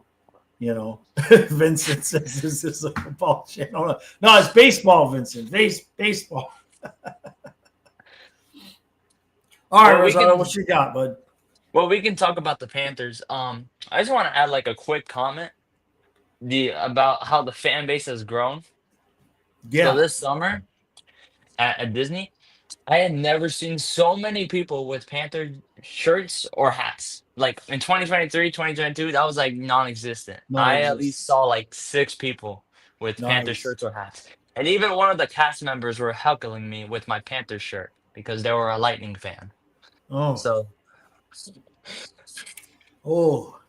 that they got it backwards though, because it shouldn't be them heckling you. It should be you heckling them. that's what I said. Like, hey, we beat you guys the last 2 years. No, Yeah.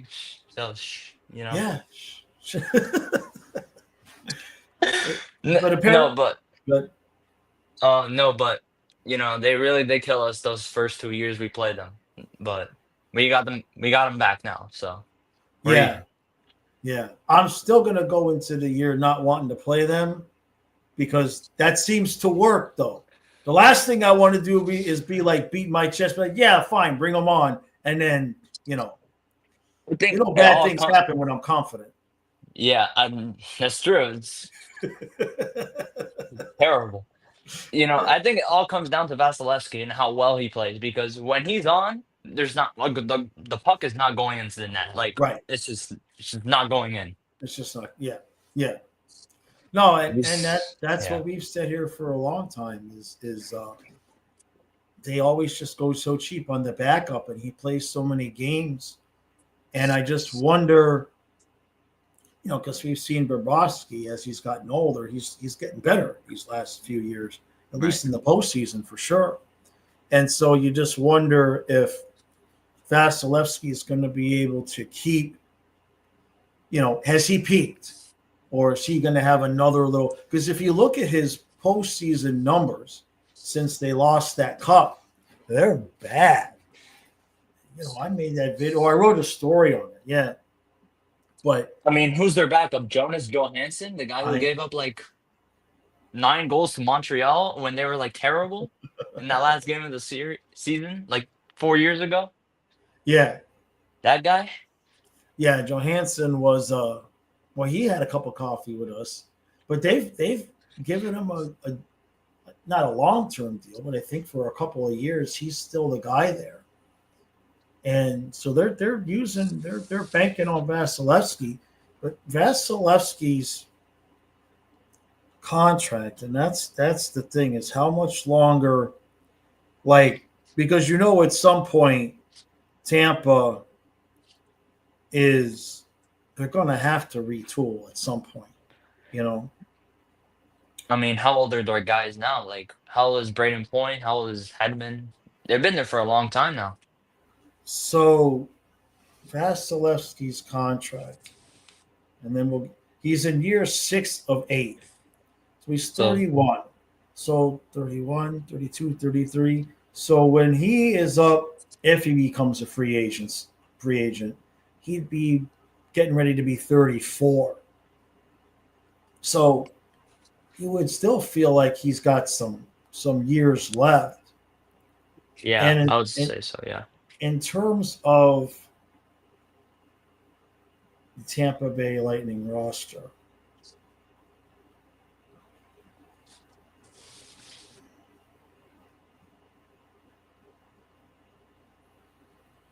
where's their age? Oh, they've got their birth dates instead of age. We're not doing math here. Oh God. I'm not gonna do the math here. What are we talking about? So like you would be 30 years old. What is it? 25. So like if you were born in like 95, you'd be 30, right? Yeah, this year, yeah, you would be 30 Yeah. right now. So like Gensel is over 30. Hagel's not. Kucherov, we know he is. I think Nick Paul is about 30. Braden Point, 29, 29, 28. So he's still young enough. The defense is what's a little bit older. I think here. Yeah, because they have Yeah, McDonough. Hedman's older for sure. McDonough is older. Darren Radish is older. So Yeah, I I think don't in like 2 to 3 years time, where right, they're probably and so that's what I'm wondering is if they're going to try to retool and remake themselves with Vasilevsky, or in the last year of his contract, would they say, okay, we're done because we're too old now? Or are they going to start trading off assets and do a build up from the ground up? I mean, that's what I would do because not gonna keep rolling with the same guys. Look at the Penguins. I mean, Right, right. they've been ever since like we all thought Kyle Dubas was probably gonna trade like everyone away, and that didn't happen. They still have Malkin, they still have Russ, they still have Jari. Yeah, I never understood why they got Dubas in the first place to just pay all the old guys, and first thing he did was give Jari that big contract. And even then I was like, really? This is what they're going to, it never made any sense. Yeah, I mean, it's gonna happen with the Panthers at some point, right? I mean, At some point, I mean, we're in a little bit of a different position because our players are younger, but Bob is older, right? So yeah, Vasilevsky is kind of about the same age as the guys that are quote older on Tampa. So, but for us, like, you know, we still have a team where, like, if I mean, because Bob didn't sign an extension, and you just never know if he's like, okay, I won 3 in a row, deuces, I'm retired, you know. And so we would still be in a position where we'd have a Stanley Cup caliber team, but need another goalie. yeah. I mean, we traded with Spencer, right? So Well, Cooper Black, did you see him though? no, I have not seen him play, but I know he's freaking. He's probably It's gigantic. I would say. he's 6'8", 223. He looks like a defensive lineman on skates out there. I mean, Holy crap! he's massive. Like Bob is a skinny dude. You know what I mean? He's He's like, tall, but he's skinny. This yeah. guy literally looks like a defensive end on skates. He's just But I think it depends on how Tarasov plays this year, right? If he plays like really good as backup, he may be the goalie of the future. well. You got Tarasov possibly. We've drafted so many goalies because that's what they do now. Is every year they draft a goalie, Yeah. and so we've got Black. We've got this Russian kid his name starts with a G. I can't pronounce it, but he's a possibility, and it just all depends on what Bobrovsky's going to want to do and how that's going to work, and how long he's going to be able to, play at this level, and it's just like going into the season now. Like we don't know what we're doing with Rodriguez, But these are such odd problems to have. Like I don't think it's too big of problems. Like, I mean, we already have a really good core, so if we trade away Rodriguez, I don't think that would be too much of a problem, in my no, opinion. I mean it's just when you look at the way Zito's built the team, Right. we have guys that can fill in if guys are out. You know, Yeah. if you had to move Martian to Kachuk's spot, we'd be okay. If you have to move Lundell into Barkov's spot, we're okay.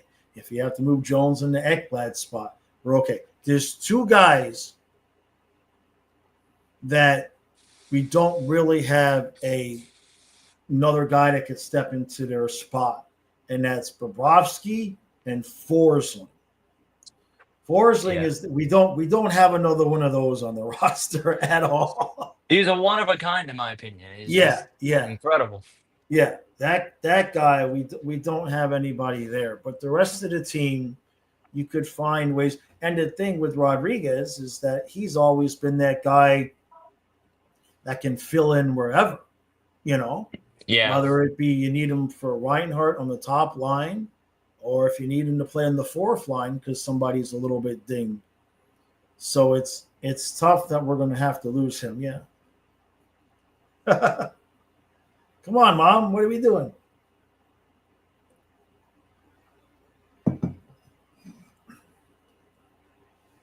You got to go? No, sorry about that. Sorry. That's okay. Yeah. But you were saying, yeah, everyone can step up for each other. That's like we have so much depth on this team. It's crazy.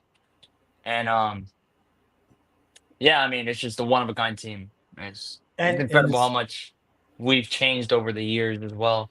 Well, yeah, that's what I said at the beginning of the stream was, this is my 10th year. And I was like, well, if you would have told me at the beginning of this channel that the question on the first stream of the year would be, can we win 3 straight cups? I can't even say it without laughing, right? It's like, it sounds obnoxious. You know what I mean? It sounds like we're like elites sitting around with our little drinks and going, so can they win 3? And I mean, it's just like, we're so ridiculously, we've gone from knowing we suck to ridiculously spoiled in the 10 years that I've been doing this. Yeah, like, and that brings me. I knew I could base the channel on bitching and complaining because that's how I could count on it. You know what I mean? And now it's like I gotta do Dolphin stuff just to have something to complain about. The Dolphins, man. Holy crap. Yeah.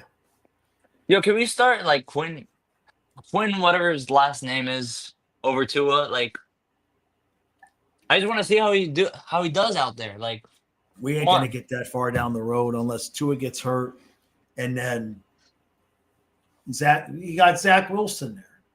And but Zach is the number 3. No, Urs has been the emergency guy. Oh, okay. I didn't know. Yeah, he's been the emergency guy.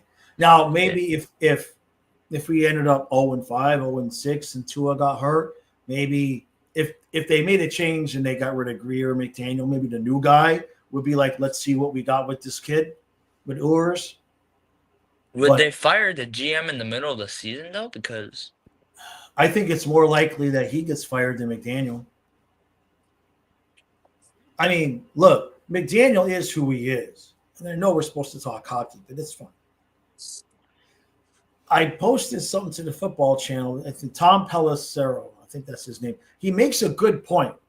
He makes a really good point in that McDaniel has his flaws, but every game he has to game plan and create a whole new system for a quarterback that can't get hurt, that can't get hit, Yeah. And so, like, if you're making a game plan, you got Josh Allen or Lamar Jackson or any of these other guys, that's the play, Josh. If it doesn't work, scramble around, make something happen.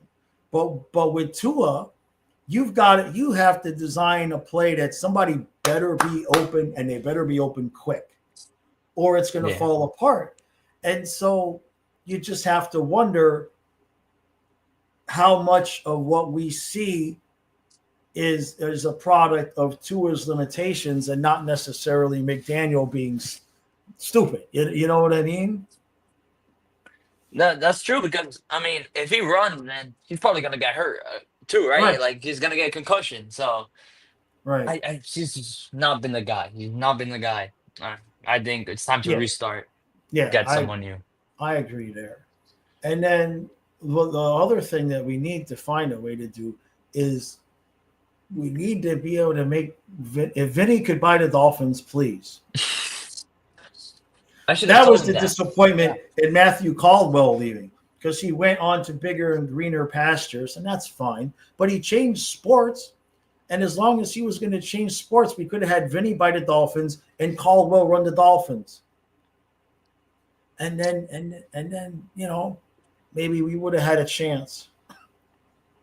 Yeah. So Miami has like two of the Miami teams have a curse with owners: Jeffrey Loria and Stephen Ross. yeah, it's unfortunate. I miss Huizinga. You know what I mean? The only thing I did wasn't crazy. I mean, I know he fire sailed the Marlins, changed the name of the stadium and everything like that. But Huizinga was the first guy that was at least because Joe Robbie was a rest his soul, but he was cheap. He was notoriously cheap. Mm-hmm. He was the Right. opposite of Viola. I've heard some of the stories from the older Dolphins guys. And like, you know how Zito will always say, if the chicken's not right, we'll fix the chicken. Like with Joe Robbie, you'd be like, why are we feeding them chicken? They should be getting saltine crackers. You know what I mean? It's like he was the opposite. He went cheap with everything. Yeah, I mean, Bill is just one of a kind GM as well, right? His scouting team, we got to give them credit too because they found Verhage, they found Forsling, they found many others as well. So Yeah. Well, and it's that's the not about thing. You yeah, know, it's not about the best players; it's about the right players, right? and yeah, they've been so good at finding the fit for each individual. Remember, because like now, right? Whatever Zito does, we're like, yeah, we trust him. Whatever. Like, who's the guy? Oh, his numbers suck. Doesn't matter. We trust Bill, right? But Yeah, when we got Sam Bennett, Twitter was on fire. We're like, oh my God, we gave up 2 twos for this. Oh my God, what's he doing? Blah blah blah blah blah. And the difference now, from then is crazy because, like I said, we used to always have something to bitch and complain about with this team. And now it's just it's great. It's great. And the only bad thing on the horizon is that eventually, as hard as it is to admit it, eventually we won't be the defending Stanley Cup champs. And could be if there's this year, I could be don't next year. I think the thing that I'm concerned about the most is not going to happen this year. And on a personal level. And that is, Panthers lose in round 2, and we got to still keep streaming round 3. The chat we're just going to get killed. We're just going to if we get eliminated in the playoffs and we still keep streaming games, we're going to get so. I honestly feel like at worst we're making it back to the finals this year. I really do. Yeah, you noticed something about getting killed in the chat, right? I have no idea why, but that Bruins series, 2023, round 1, is still the most stressful series I have ever watched the Florida Panthers play. Yeah, That's my opinion. because not only was the series because the series was over. It's 3-1. I had my stack of flags to give away. You know what I mean? It's the first year we'd streamed. And the series, and here comes Marchand down the ice. And every Panther fan knew that puck was going in. That was up until that moment, up until that save. The entire franchise could be wrapped up in losing to Boston and at the last second with Mark. I mean, we knew it was going in. And so when it didn't go in, I think from that moment on, not just the players, but as a fan base, it was like, oh wait, could we have something here? And That would, yeah, and that would but be. Oh, No, because you were saying because that series alone, game 6, what was it, 7-5? Yeah. There's a lot of goals in a playoff game, man. And Patrice Bergeron was this close to tying up the game, but Ratko Gudas was right there at the goal line to clear the puck out, to give it to Sam Reinhart, and Sam Reinhart puts it in the back of the net. Yep. Yeah, it's just crazy. That moments Marchand like breakaway, that would have been the most Panther way to lose a series that. I've ever would have seen. Yeah, absolutely. Absolutely, man. No disagreement there. So, all right, brother, I'm going to let you roll. Yeah. And we'll get ready to wrap this thing up. Yeah, good. Check in anytime with us, right? Let me know how the Marlins are doing. I'm not going to stream any games because I don't want to screw it up. Remember what happened last time? I know. You asked me to do it. And we're like, you sure? You're like, do it. What'd they do? Like 10 out of 11 after starting with the game that we streamed? Think about it like this. We went from the first place wild card to almost being not in the playoffs. Think about it like that. You got to be careful what you ask for around here, man. Oh. Yep. All right, bud. We'll see you. All right. Thank you. Right. Yep. Later. Bye. Okay, we're still here. Oh, boy. So, wakey, Jaws. Let's take a break here. And not a break from the stream, but take a break from the guests. Blow up the chat. Give my eyes a break from those glasses. All right, here we go. Now I feel weird with my glasses off. So, all right. Strassi, you're saying, I think we can be good for the next 10 years. We have some young talent, too, and we have a lot of money next year. We do have, that's one thing we haven't talked about, Strafasi, is the money for next year. And that's kind of why I really felt like Bobrovsky would get – I really kind of felt like Bobrovsky was going to sign that contract, was going to sign an extension. I really felt strongly that was going to happen because that would have given us a little bit of knowledge into what we've got going on next year cap-wise. But, of course, you look at it now and with not knowing what we're going to be doing to make up for Kachuk and in terms of the cap and who we're moving and everything, I guess now it's kind of better that we didn't have him sign that extension. Not that we offered him anything. We don't know. They're real tight-lipped about that. But with all that money that we had to spend next year, it just makes you wonder, you got Bob, is it Luosterainen and Mikkola? Who do we have? Let's look at this. Okay. All right, let's look at what we have next year here. I'll share the screen.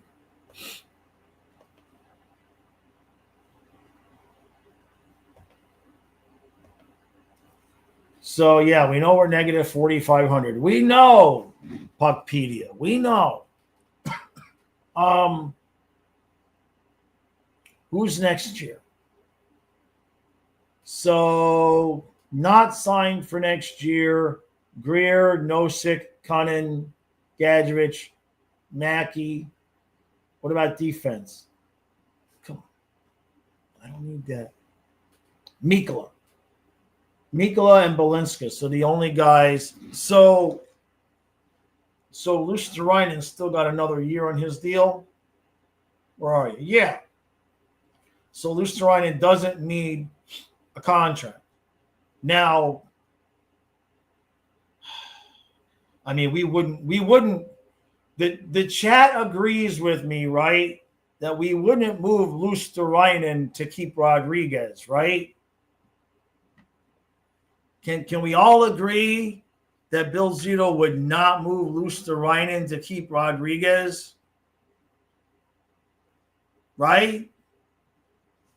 Because that's the only other player that I'm seeing with that $3 million, and we've kind of ignored him. He wouldn't do that, right? That's crazy talk. It's Rodriguez, right? Somebody agree with me, please, quick.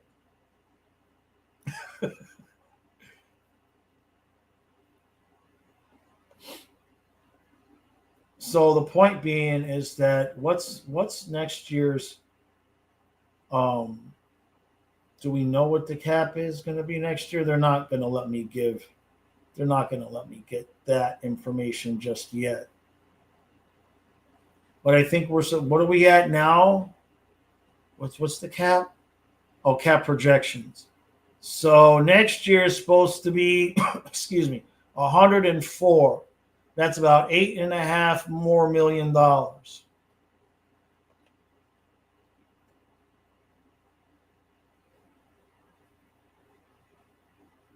Craig kind of agrees. Hungry says Erod has to be the guy to move. He's the most replaceable of the guys.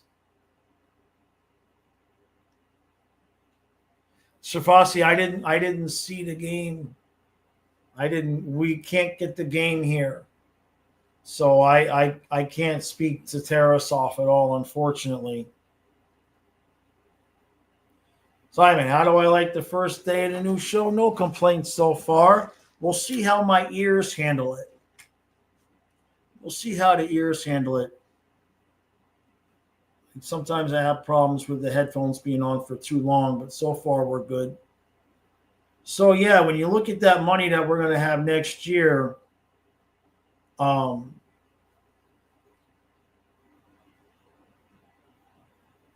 the cap's going to go up 9.5. And then, obviously we have to take care of Bobrovsky and Mikula. And, Balinskis, if we keep him, he's just going to keep his, he might get a little bit of a bump in salary up to like $1 million or something. But, and in Tarasov, we don't have Tarasov is just a 1-year deal. So that's interesting. So if, is Bob going to, we don't know what Bob's going to do. If Bob decides to retire, which I don't really think he will, but if he did, we'd just have, quite literally, we could just go get McDavid and then we could just put me in goal and it wouldn't matter because we'd score 15 goals a game.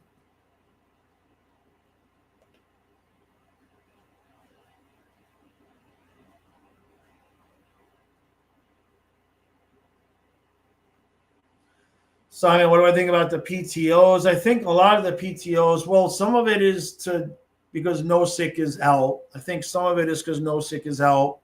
And then I think that some of it is just to have guys in camp so that we don't have to play our starters as much during the preseasons. And also to try to get an idea of some talent level of some of these guys. Should we have to trade Rodriguez or Boquist, or if we have to make any of these moves for cap space, it's good to know some of these guys that would have already been in the camp to get an idea about what they could produce for us. Kazuma says, I saw an argument, wanted your opinion, if the Panthers win a third cup in the salary cap era, would they be considered the best team in NHL history? I don't know about that.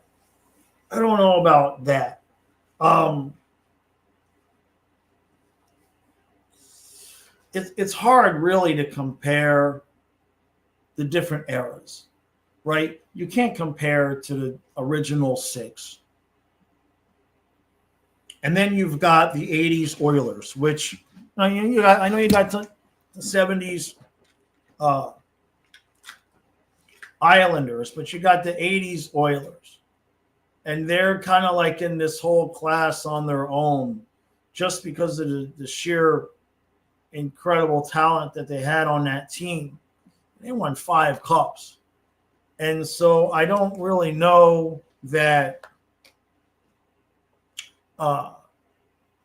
winning a third straight, but like Craig says, top 10, yeah, that's possible. What's Hungary say? Might have a solution for the game blackouts. Look into a device called Apollo Group TV It's a subscription service that has everything in it, including all live sports for every team. So, in theory, the reason why the Panthers game is not available in this market is because it's, in theory, during the regular season, available on ESPN, et cetera, et cetera. And so those places pay for the rights and the advertising and the exclusivity. Exclusivity, you know what I'm saying. But to do that with a preseason game, it's not on ESPN, it's nowhere.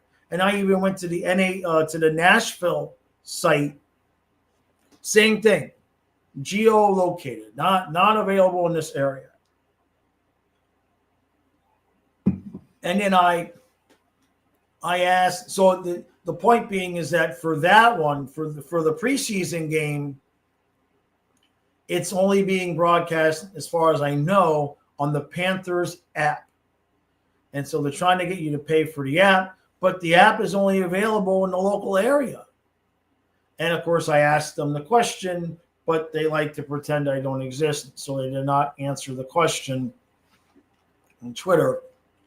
And so I don't have an answer there. So I don't think we're going to be able to watch any of the preseason games. Last year, I thought I watched preseason games. In fact, I know I did. I watched them on the Panthers website. I know I did. So this year, I don't know what they've done that's different, but it's not on any, it's not like on, well, did they put it on Scripps? Maybe they put it on Scripps. I'll have to look at it. It's such an incredible disadvantage living away from the team that you're covering, unfortunately. But I'm not moving to Florida for that. You know what I mean? When it starts snowing in Florida, when the poles shift and y'all start having the weather we have, then I'll move back to Florida. But as long as it's still like 96 degrees in the middle of October while I'm in the low 60s, I'm staying where I'm at. So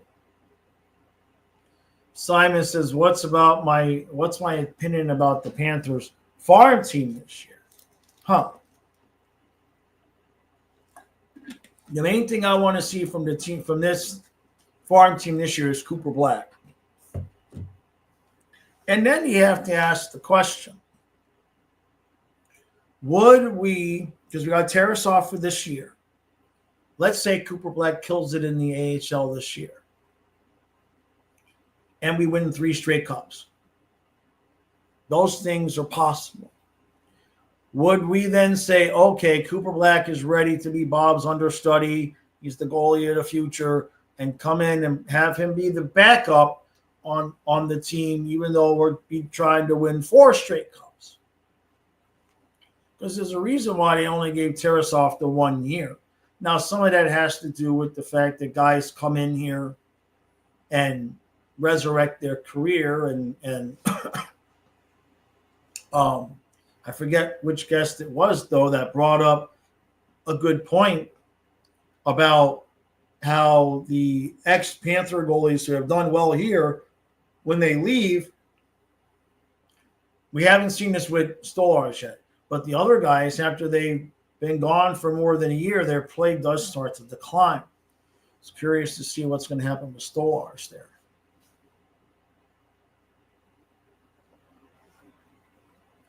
Zuma says, I sent you a site if you want to stream the preseason games. It's in Russian, so I have to we could. All right, I'll have to check that out, Kazuma. Yeah, thanks. All right, I'll check that out. I mean, I didn't even think about it, man. It's just,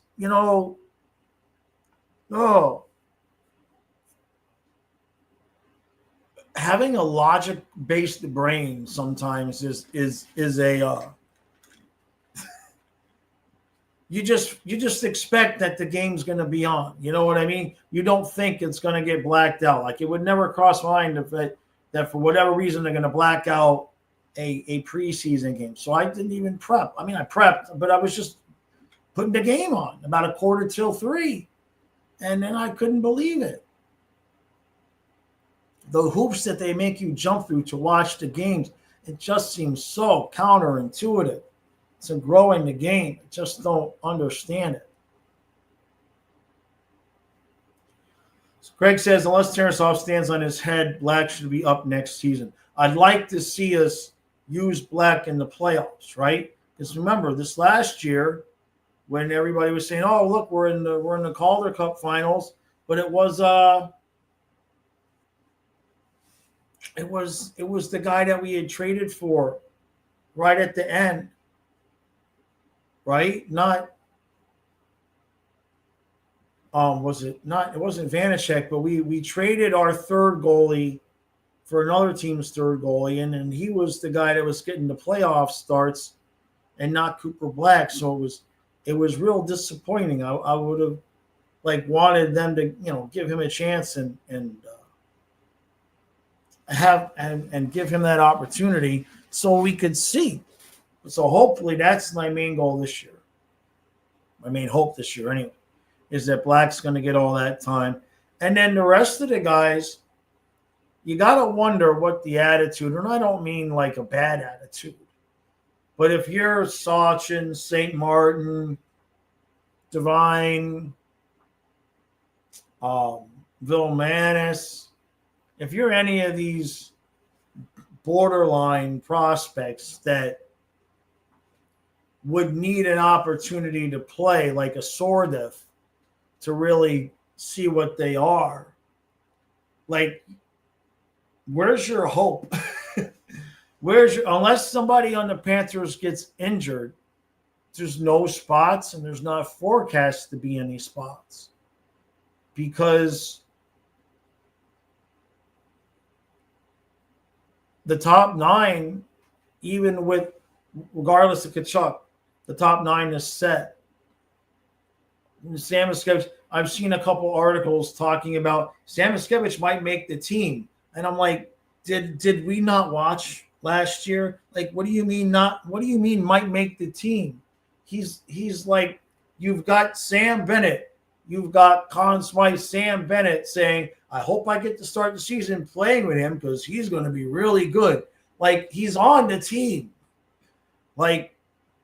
You got Sam Bennett, you got the Conn Smythe player, winner, telling Maurice basically, hey, this is the dude I want to play with. He's on the team. He's made the team. Don't tell anybody. We can pretend that he has to earn it, but he's going to be starting the season next to Sam Bennett. And I don't think he's going to lose that job again this year. Rodriguez will be there as long as Kachuk is out, unless we remove Rodriguez and you put Bolquist over there. All right, thank you, Kazuma. Thank you, bud. Craig says that's on them to be better than the guys ahead of them. Oh, I'm not. It's a good problem to have, right? It's a good problem to have. But they have to know, I'm sure, I would assume that we wouldn't hear that he would ask for a trade. But let's be honest. You signed Marchand long term. I'm sure Sordif was like, hey, can you all send me somewhere where I might be able to play? Because that was realistically, if Sordif was going to make the team, I think that was the spot, was that right wing next to Lundell and Luosterainen.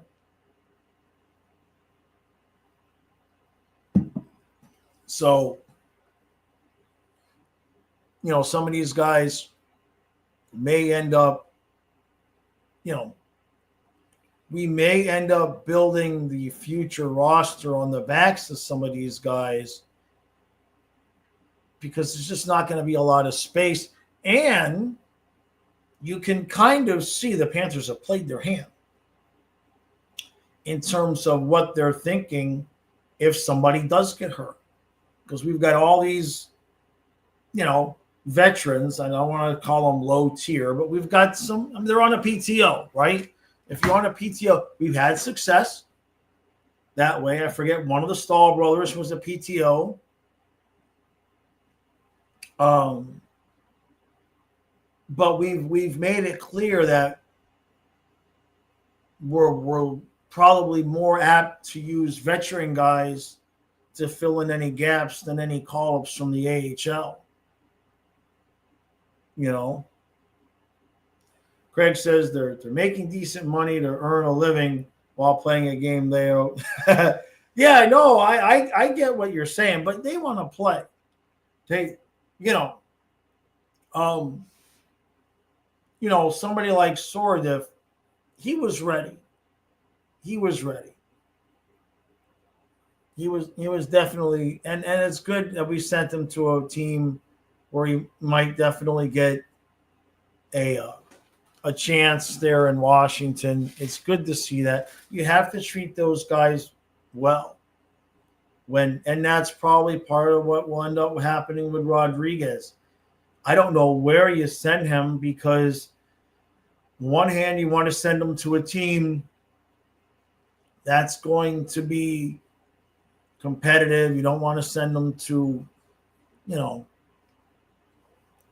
but you don't want to send them to a team in the Eastern Conference that you might play later again in the playoffs. Craig says Colorado. Yeah. Colorado, he's going to fit somewhere, and you can see where you don't want to end up in a Rantanen situation, right? Yeah, he's already been. How about Pittsburgh, Craig? He already played for Pittsburgh too. Where's the teams he's been to? Let's look at this.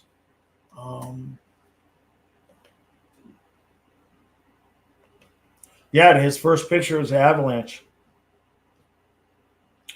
Buffalo, Pittsburgh, Colorado, Florida.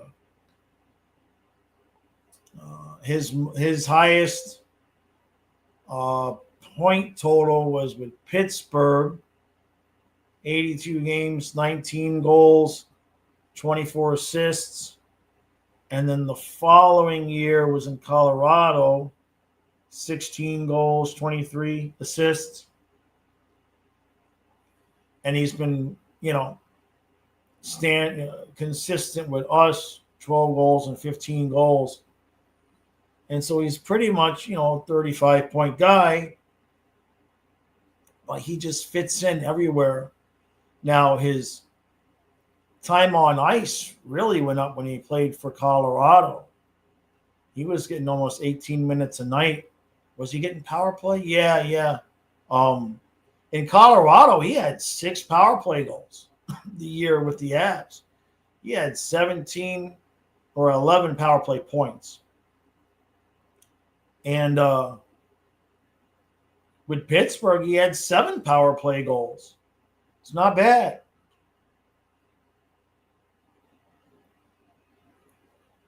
Somebody gonna take him. No questions asked.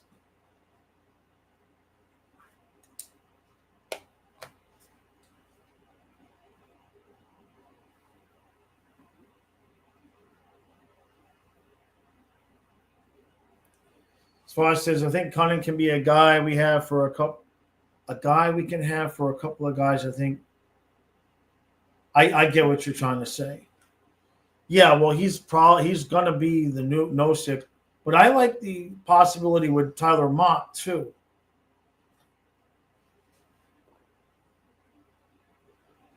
Zuma says, do I think if Bob retires from Tarasov be the main, or do I see them looking at other options? No, and we had to see how it's going to go. I don't think you would go, and it depends on if we would win again.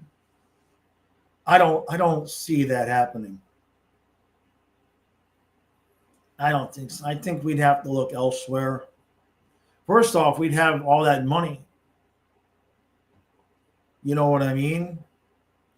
I don't know what free agent available. Simon, Monday, Friday going to move forward, be like this? We'll see. 3 hours each day might be a bit much, so we'll see. Free agent goalies 2026. I've got 25 already, but I need 26.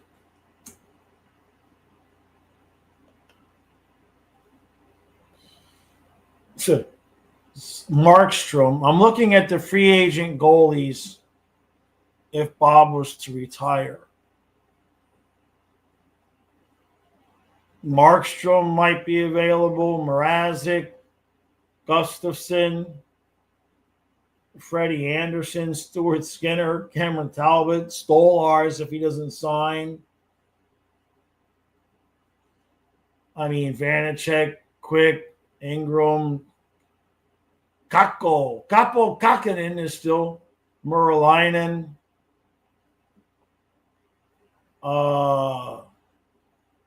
It's not it's not a good list. I'm going all the way down here to the bottom. Gorgiev.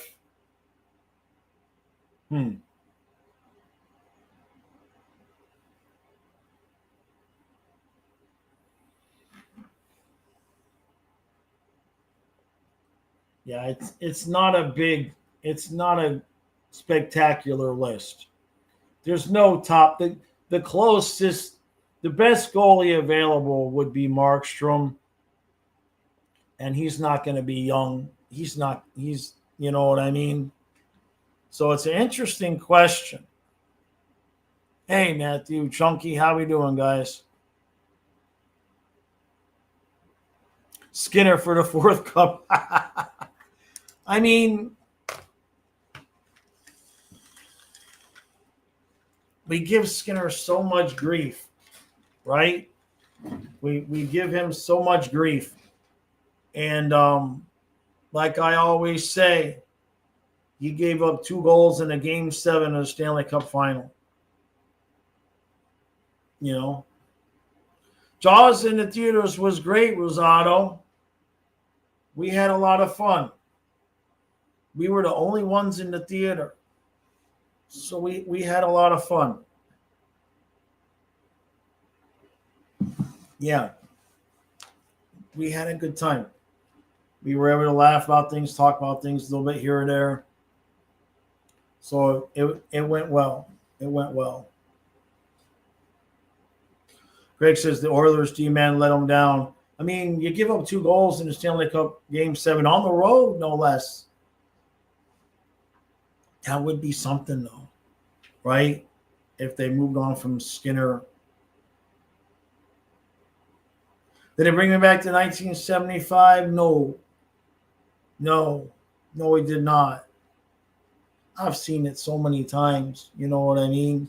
It was just fun to see on the big screen. Would I trade for Soros if Bob retires? Vasilevsky.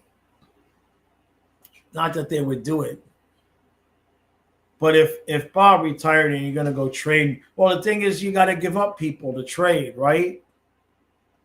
You know? And then you're, you know,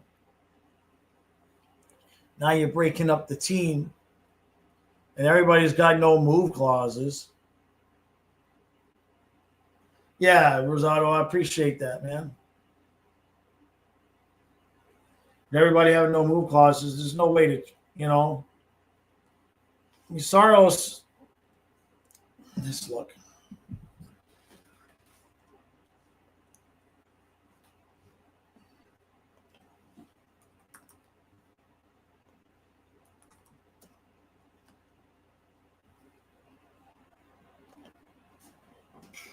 So they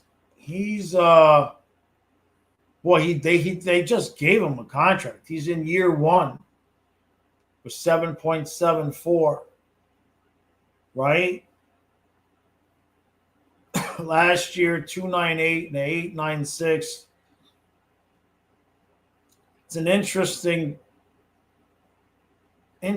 question because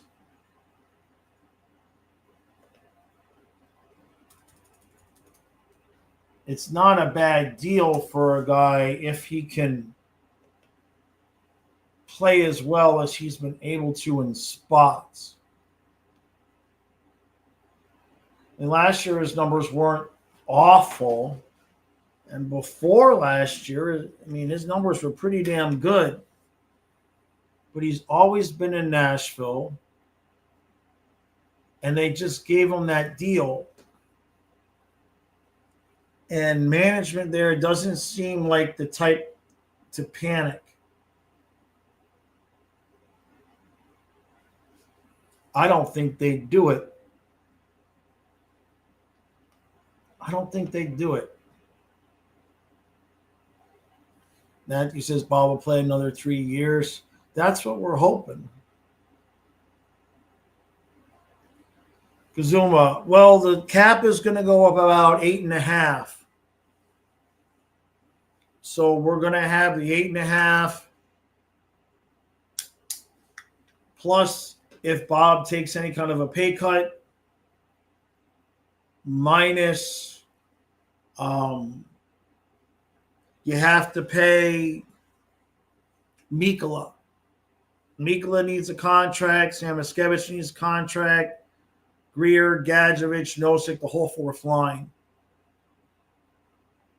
So there's money there, but it's not going to be like a party of money. You know what I mean? There's money there to do what we need to do. But everybody's signed. Right? There's no work to be done in the top 9 other than paying Samoskevich a decent wage so he'll stay. Balinskis or whoever else would be on the defense, minor stuff.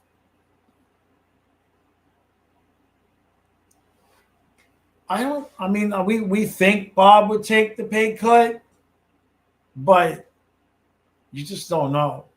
He might just say, give me 2 more years of $10 million. Maybe he'll take a little bit of a cut. Am I going to see Maroon 5? No. I think my days of going to concerts might be over, Rosado.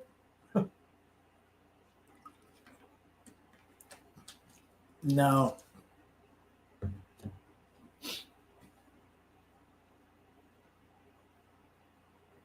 I don't drive very far. I about a half hour in, the vertigo kicks in, and that's all she wrote. I don't know. Maybe if I go out there, I heard that there's some wackadoodle idea about bee stings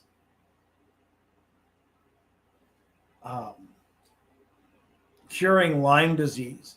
So maybe I should just go out there and lay down next to the yellow jacket nest and see if they can cure me of my Lyme disease.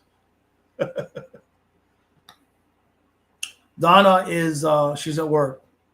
She's at work today. Yeah, she had to go in a little bit of an hour late.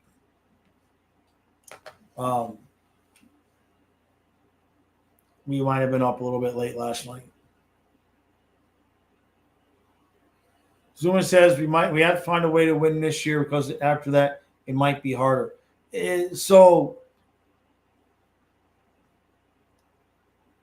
no disagreement.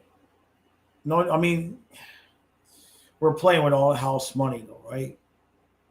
We're playing with all the house money for sure. Do I think the Leafs are in trouble without Wall? It's an interesting. I mean, apparently it's a family matter, which probably means he's going to be okay for the beginning of the season, I would assume. Maybe it's just something that immediately happened,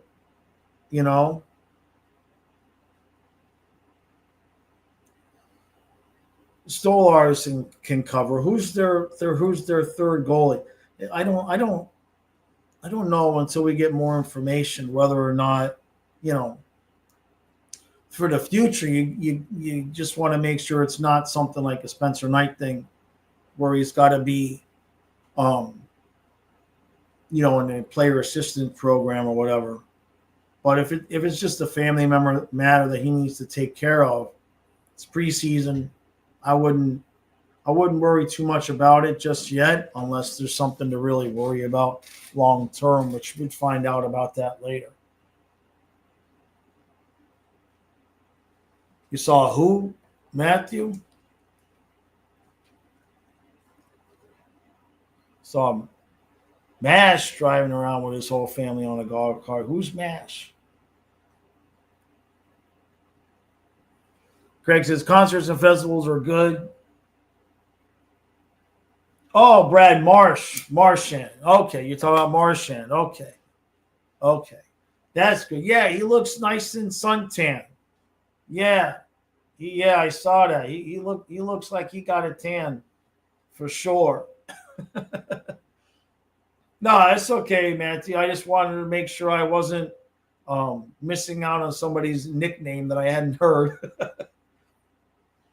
So Rosado, it just because a lot of the light for this show is the light coming in through the window there. So when the sun goes behind the clouds, the light doesn't come through the window. And so that's that. Yeah, Rosado, go start homework. We're going to close this up here soon. No, unfortunately, Kazuma, the antibiotics only work if you catch the Lyme when you first get it, which is not what happened for me. So you can't take that stuff permanently because it just makes you so damn sick. So I have things that I take. And then you have good days, you have bad days. You know what I mean? But once you get it and you don't get diagnosed, I had a misdiagnosis in 2009. Matthew, I do that. I don't do it a lot because I don't want to get a tolerance to it. But I've got that for my emergencies for sure. But yeah, Kazuma. So once they misdiagnosed me, they thought I had MS.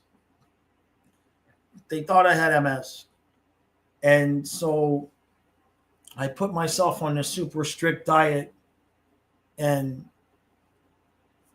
it worked. But it's obscenely, absurdly strict. And so eventually, once I went back on regular food, about 2015, like within 2 months, I was in a hospital with heart stuff and all of that. And then that's eventually led to the Lyme diagnosis. But by then, it was throughout my whole body, my joints and my heart and my brain and all of that crap. And so we've been doing what we can to get rid of it. But you can't necessarily use the antibiotics in the same way because you use those when if you get bit by the tick and you go, oh look, I got a bullseye, then you go and you get the antibiotics. So, but that's cool. But yeah, maybe I'll go get stung by the maybe I'll go lay down by the yellow jacket nest. There was something about bees. I remember somebody sent me. Rosado says, clearly, Josh, you didn't go into the wonders of life. I did went to the wonders. I did. Yeah. I remember that, right. That's good stuff. So what's today? Today's Tuesday. I think Friday I'm going to have my NHL preview out. So we're working on that. And Monday night, Kyle and I are going to do the Dolphins-Jets game. We're not going to do the preseason game because I think just focusing on one thing at a time would be better. And it's a Monday night. It's a Monday night game versus the preseason game. And I don't even know for sure we're going to get to see the preseason game. So we're just going to stick to doing the Monday night football game. We thought about streaming last night, but Kyle is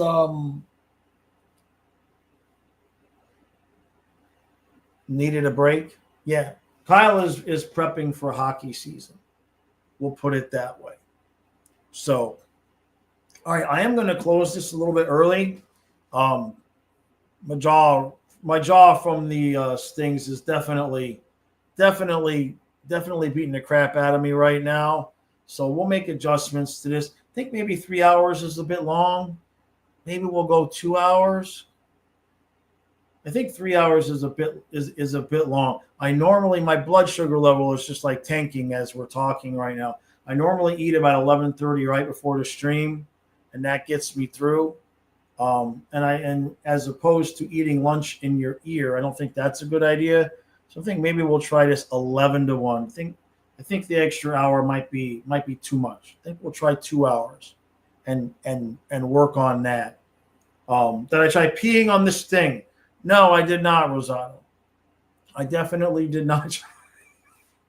I had ice. Oh my God, it hurt. The ice hurt more than the sting when I first put the ice on. It was absurd. Yeah, I'll follow you back on Twitter, Rosato, when I get over. I went to Twitter this morning. It's so stupid. People, don't get me started.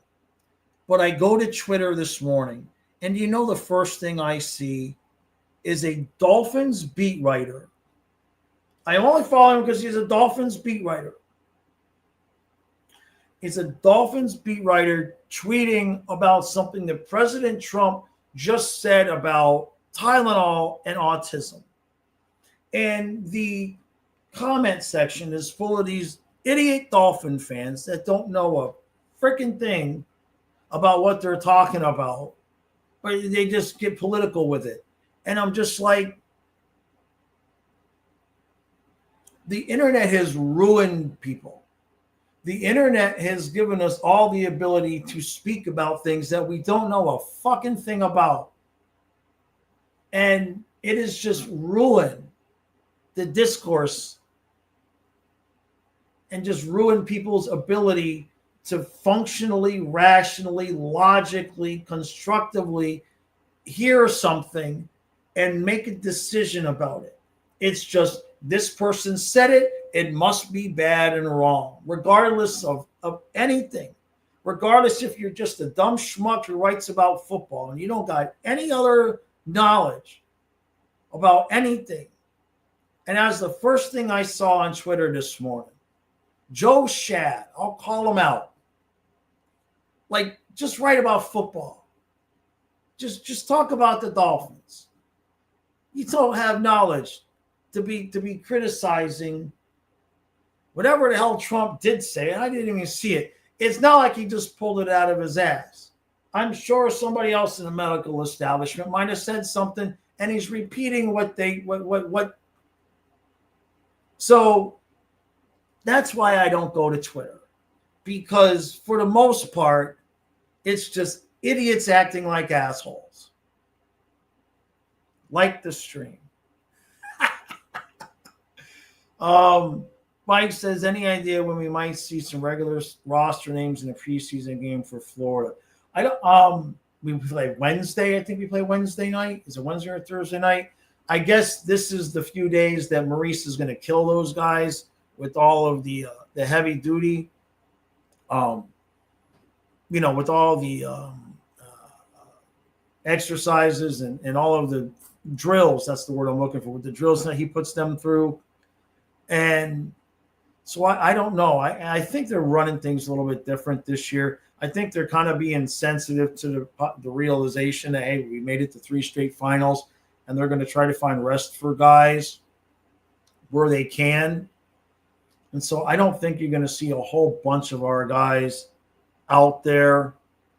I mean, there was basically nobody out there the 2 games against Nashville. And it also sounds like they're kind of trying to just adapt and run things the way it's going to be run next year, where it's like we're going to have 2 preseason games and that's it. And that's better. We don't need like 3 weeks leading up to it. These guys come in, they're ready to go, they're ready to play. And so, yeah. All right, I'm going to go eat. I need to eat. I think we'll try 11. I think 10 too early. I need to eat before I do this.